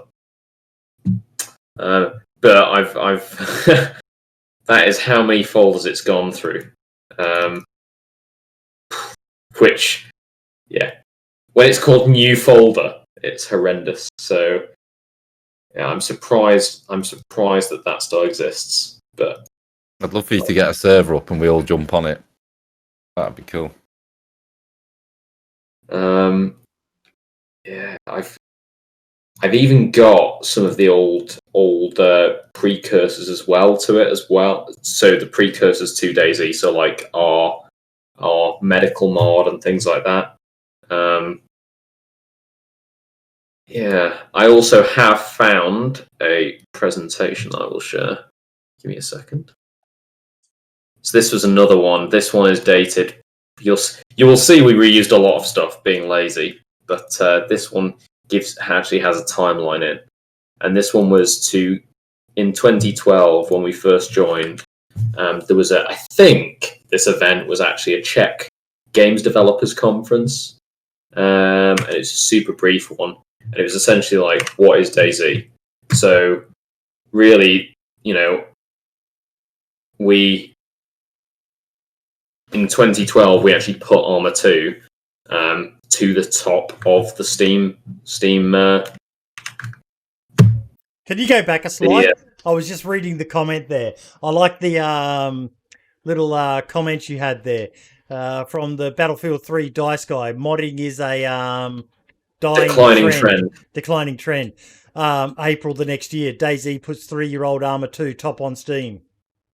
Yeah, so actually that's something that was another spot where I very closely got in trouble. So Patrick Back I referenced him in an interview once. Someone was saying about the question. So when you're being interviewed, you generally kind of know what they're going to ask about. Not because you asked for the questions up front, but because you know what the hot topics are in gaming at the time. And one of the things that was hotly discussed at Gamescom I was asked by a fairly big news outlet. They were saying, what do you think of modding in games? And I knew that someone was going to ask that question that week, so I just smiled because I basically pre-prepared my answer in my head, which was Patrick Back, the exec producer on Battlefield, said modding is dead. And my witty retort to that was, well, we sure buried it alive, didn't we? Turns out I'd misquoted the executive producer on Battlefield because he said it was a declining trend, not that it was dead. but all of the news articles took my quote of Patrick back and published it, of basically me spitting on him. He then responded saying, I didn't say that, I said it was a declining trend, but I'm glad to see that, you know, there are things that, you know, that don't make that true. But I think that's the nice thing, is like, actually we're seeing more and more indie titles breaking through now, and that are stomping all over big AAA titles, because you're seeing, like, you know, people are making games that people want to play, and I think that AAA has a place in the industry, and it's great to see, you know, big games deliver top-end titles. You know, you look at, like, the very cinematic experiences from, like, The Last of Us, and an indie developer just can't do that. 3 blokes in an attic can't do it. You need a team of several hundred people to deliver that quality. But, you know, when you look at, like, so this is probably the favourite bit in this presentation, is, like, you see in 2010, that was when USEC first developed the actual application to link Arma 2 to a database, and that was to save our persistency in Arma. So when you logged off the server, it would save your location and the equipment that you had to a website. And you can see that actually we started, you know, November 2011 was when we kind of started testing it. And the private server in New Zealand was the first server that we actually published, which was the Cherno one, that Dean has referenced in some of the interviews. And the first guy that we had a download for a media file link for the files. And the first guy on, it was just in the server name. He'd obviously gone to the media file link, downloaded it, and joined the server. Didn't say a word. Not a word. And we were like, cool, someone's joined. They've actually done what we thought no one was going to do. And we kept trying to speak to him in global chat, but he never bit.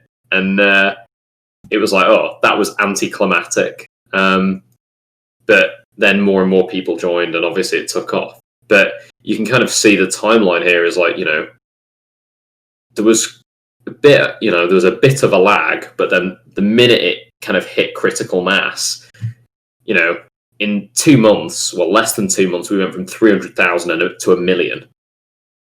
If you're going to make a terrible comparison, that's like freaking Bitcoin numbers, you know? Yeah.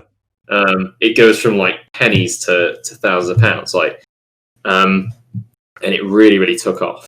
And then, you know, talking about some of the game design decisions where it's like, you know, actually your inputs and outputs of the system are quite simple, but your experience can be quite complex with like diseases and things, and, you know, the social interaction. And actually, it's fine for something to be complex if it's easy for the player to understand and, you know, learn quickly. You know, after your first death, you kind of understand that it matters. And that really, the last point is the most powerful bit, where it's like forcing the players to think about it and what decisions they want to make. In, you know, as you were all aware, sure, you can go to Cherno or Electro, but you're probably going to you're going to have a bad time. But you're making a conscious decision to take that risk. So it's completely on your head. Or you can just scrabble around for like a few pistols around some of the smaller buildings. You know, and then that's where again, you can already see some of the ideas that we had talked about, like barricading and things, and that where, you know, best of intents. And then like the things where you see somebody that's totally geared up and it's very, very visual, and like, you know, you can see somebody's a top end player because they've got, you know, all the top end gear and they're wearing it. Like, you know, having a gas mask was a badge of honor because they were pretty hard to find and it had no real use. But yeah, it was also quite nice where actually a good player with rubbish gear can compete with a bad player with like top end gear. One of my favourite stories that I had was I joined onto a server just for a bit of a faff around, and I'd met an Israeli guy who it was like his second time loading into the game. So I'm like, oh, dude, come with me, I'll help you. And he had no idea who I was. But I took him up the eastern coast by the shipwreck, and I took him into some of the towns there, and we got some. I'd given him like the M4 that I'd found. And I'd got some like really rubbish pistol. It was like a Makarov or something, and we got ambushed by 4 guys, and we were in this one little building that was just outside one of the northern towns. And I was like, stay in the building and stay in a corner. I'm going to go kill them all. And I ran out of the building over a berm, and we knew the map back to front. So like, I knew where all the undulation was, and I literally just ran around them and systematically John Wicked every single one of them, and then left the last guy alive crippled with his legs broken, and then just killed him with an axe. And the Israeli guy in the building was like, "Oh my god, that was amazing." I was like, "Well, here's all your top-end gear, buddy. Have fun." And then I posted the story to like the DayZ forums, and the Israeli guy popped up on the forums, was like, "Oh my god, that was me." And it's awesome to kind of get that whole like experience where actually those 4 guys were just looking to, curb stomp us and give us a good old seeing to, but they just picked the wrong people to mess with that day. And yeah, you kind of jump onto some of the things and Q&A. So that's probably the most exciting things that we actually have. There's probably more if I kept digging, but keep save digging, that mate, for and we will definitely be getting you back on early next year, I reckon, because this has been an absolutely amazing session. For me, this is up there with Adam and Yakub as the best ones we've done, Brim. Yeah, no, I agree. I wonder as well for you, Boydie, whether it might be worth a spotlight interview as well. Yeah. I've kind of moved away. I don't know whether you know, Matt. I was doing a dedicated series of interviews where, without the other stuff where we talk about what's happened in DayZ throughout the week, I was doing dedicated interviews with people of note in the DayZ community. Not always big names, but also small names. But I've kind of moved away from it just because it was so difficult to organise, tying someone down to a few hours. But definitely might be worth doing one with you, like Brim said. Just to try to get everything a bit more planned, get some good questions from people, because it seems like as much as I like to think I know DayZ, I should know who you are, because the amount of people who I know and who they know who you are, and they know the same names that you know, but that probably just comes down to my lack of pedigree with not having gotten to play the mod. And to be honest, as I was, I'm just a name in history now. Like, it doesn't really matter. Like, I'm not around anymore, so why should people know me? Like, but no, I don't know. Dean's not around anymore. Brian's not around anymore. There's a couple more questions in chat I've just noticed. So Combat Jackal has asked about my PC specs. So I actually can play DayZ. I have a sim rig. I've got 6700K at 4 gigahertz. 32 gigs of RAM, and then a 1080 Ti. I love DCS, and I play a fair bit of VR with some friends. And I'm primarily a PC gamer. Are you going to get a 3080 or a 3090? In the, when you can actually buy one in 3 years' time. But I also need to upgrade the CPU, I think, as well, and probably just give it a good old upgrade, because I think I like playing stuff at like top end specs, so you can see it how pretty it really can be. Yes. I hate people who play games on low res because it gives them a tactical advantage. It's like, fuck that, man. They put so much effort into making this game beautiful. PUBG, people used to turn the res down. DayZ, they'll turn the res down so the grass doesn't render it. It's like, no. There's something, DayZ's a great game for it. Walking along and just enjoying the beauty of the world that's being created around you. Why would you want to turn it down and play in pleb specs?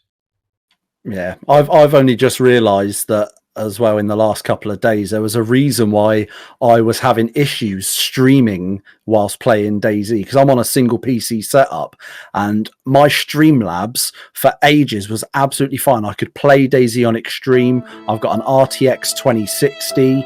I'm not on some shite specs at the moment. But for some reason, my Streamlabs just took a massive shit. And it turns out it was simply because I wasn't running Streamlabs in administrator mode. So literally just hitting right-clicking it and going start as administrator, and it's been absolutely smooth. It's ridiculous.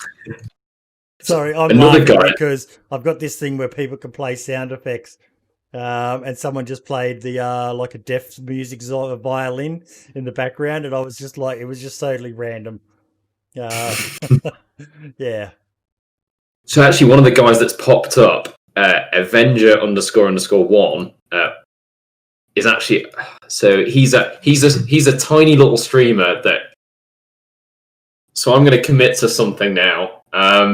So the original combat knife from DayZ, the model that is still in the game. Avenger1 is a tiny streamer. At the minute, he's mostly playing Star Wars Squadrons, but I will make the comeback to DayZ and we'll do something for charity.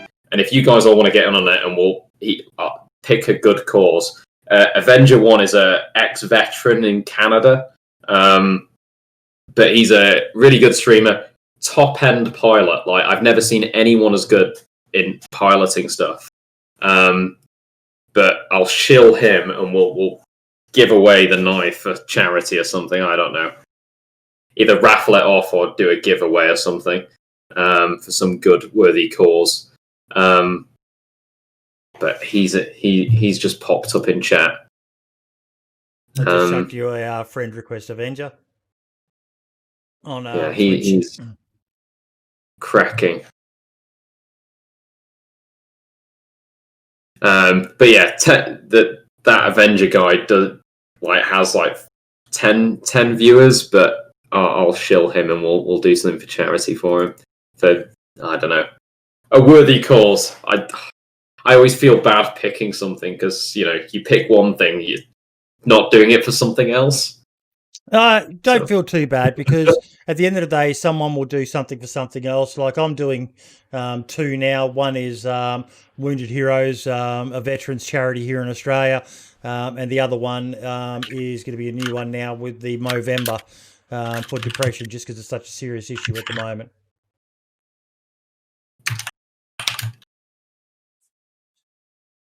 Matt, yeah, I can't thank you enough for tonight, mate. This has been an absolutely amazing chat. It's been mind-blowing. Like, I was watching Ben's face, I was watching Brim's face when you were showing the photos and the presentations and just seeing all this stuff that, I remembered some of it I had no idea about.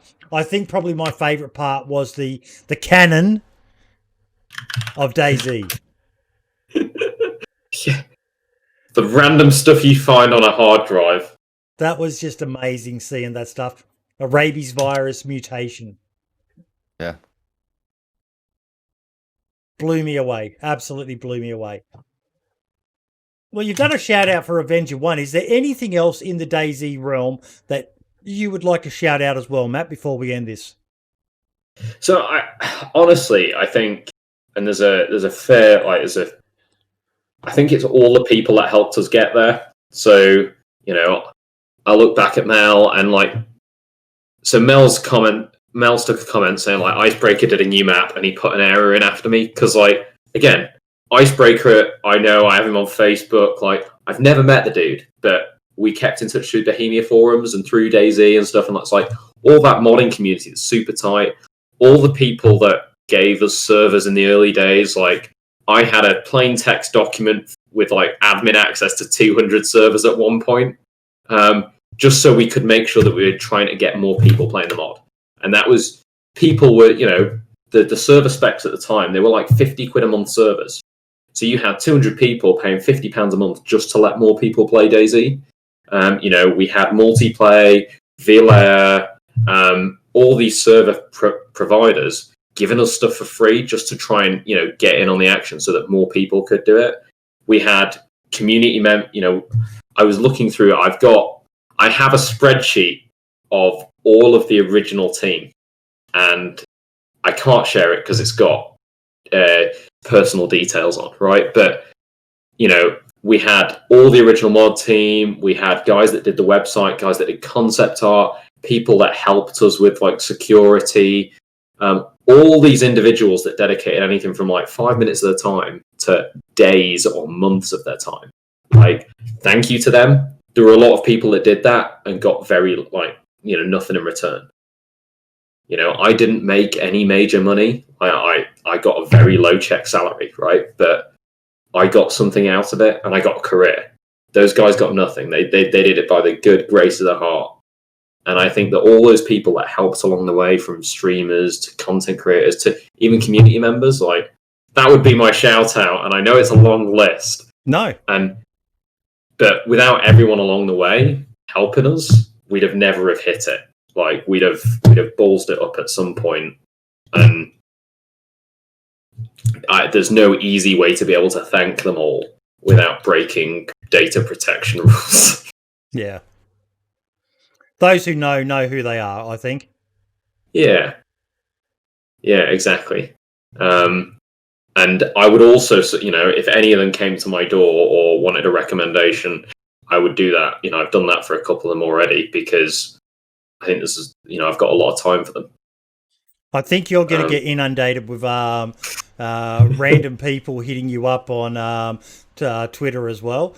A new generation of modders and people who are... I have to ask you something, though. We've got a resident bad boy in the stream. Did you ever hear of 420 Gaming? I did not. You didn't?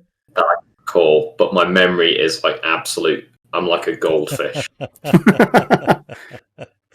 We just like to ask with the OGs of DayZ whether they've heard of 420 Gaming. They were the naughty boys who managed to get their hands on a crack code of DayZ and started importing Arma 3 stuff into it. And yeah. I mean, there was a lot of stuff like that, to be honest. And quite frankly, you spend all your time fighting stuff like that. It's time you're not spent developing new stuff. And what are you really achieving? Yeah. So Daone can hit you up for a job then if he's ever looking for one. Yeah. I'll happily recommend people, because referral bonuses in the games industry is pretty good. Sweet. There you go. Not what you know, it's who you know. Matt, any final words, mate? Not really. I hope that people, enjoy the current version of the thing that, I took a small part in along the way. They do. The fact that, I've only got, how many viewers have you guys got watching you? I think I've got like one. 15, I think, something 15. Like that. I think my one might be a bot. But between us, we've got about 50 people watching. The videos I upload get hundreds of people watching them. And, this is fairly niche, but the game that you provided, right now the Running Man is getting the best numbers I've ever seen, 3,000. Smoke's getting 3,000. There was 2 Aussie streamers streaming DayZ the other night, a weeknight, in the evening. So pretty much when no one else in the Western world is awake, and they both had nearly 1,000 people watching them play DayZ. There is a lot of people who love this game. And to meet you, Matt, and to find out the story behind some of the stuff that happened during the initial planning stages has just been absolutely amazing. Absolutely amazing. I'm glad it's been of interest. It really one day I'd love to write a book. And yeah, we have had other guests on before, but there's not many people we've said to, we need to get you back. I don't think you had much time to prepare for this. So we'll plan a time for early next year. Hopefully you'll have your Hive thing sorted out by then. I still don't really know what you mean by the Hive, but I'm guessing that was just a version of DayZ. So it was the database that used to save everyone's details when you'd log on, it would save you where your character was and the equipment that you had. So it's like the back end. But now, actually, that's packaged into the server files. But back in the day, it was separate. So when you rolled up a DayZ mod server, it would connect to our database, basically. And we made sure that connection was secure so that people couldn't game the system. Yeah. Matt, you're an absolute legend, mate. You have blown us away with what you've got. What's you got here? Another little quick stream you're sharing for us. No, that's not me. Well, that'd be me. Just going off what you were saying there about the obviously about players still loving it. Lax obviously killing it with the streaming. A lot of guys are now, really coming into their own. Just shows here, look, September 2020, 36,728 concurrent players of DayZ. And obviously that's the Steam charts. That's obviously just Steam. That doesn't include the dreaded console that we don't talk about, the redheaded stepchild of our community. I know I'm going to get hate for that, and I fucking love it. But look, at the end of the day, look, the numbers don't lie. February this year, look, 40,545. So, like we say, there's, it's not going anywhere anytime soon. May 35,000, dropped down a reasonable bit at the, during the summer there, but it's going up again. Look, 30,700 in October so far. So, it's definitely still going. It's definitely still going good. You can definitely see when lockdown hit, though, can't you? Oh yeah. There's quite a spike in a lot of places as well. It's quite weird, but January, then it just went. January 2020, 25,000, and then it jumped. It literally damn near doubled in the space of a month. And because DayZ is one of those games as well, you need hours to sink into it. You can't just jump on quickly. Well, I mean, there's servers like the one's deathmatch servers, and even now the battle royale. Watch this space. But you need hours to invest in a good session in DayZ, and everyone being locked down and stuck at home. Well, what better game is there to play than DayZ? I've put more hours into DayZ, just general, not even with any direction, just general fuckery in the last 2 weeks, and I think I have in the last month combined, because I just can't turn it off at the moment, and I'm not even doing anything of interest. Matt, thank you so much, mate. Thank you so much. It's been a pleasure. Thanks for having me. It's been an honour and a pleasure, mate. DayZ royalty in the house. Cheers. Thank you so much for coming on, especially at such short notice. And we will do you more credit next time and give you more time to prepare, because I think you've got a lot more. Like Highland just said there, thanks for the game. Thanks for doing your part in getting this game up and going, because it sounds like it was some really rough times in those early days when you didn't have a lot of support, and you still managed to make it happen. Thank you, everyone, for playing it. I'd be lost without it. My missus, she gets sick of me wearing my DayZ hat and my DayZ shirts and my all the rest of it. She tolerates me. It's only because I'm so good in the sack. I'm saying nothing. I'm saying nothing. Why, do you have a different experience of that? Yeah, I've got a different experience of Boydie in the sack, yeah.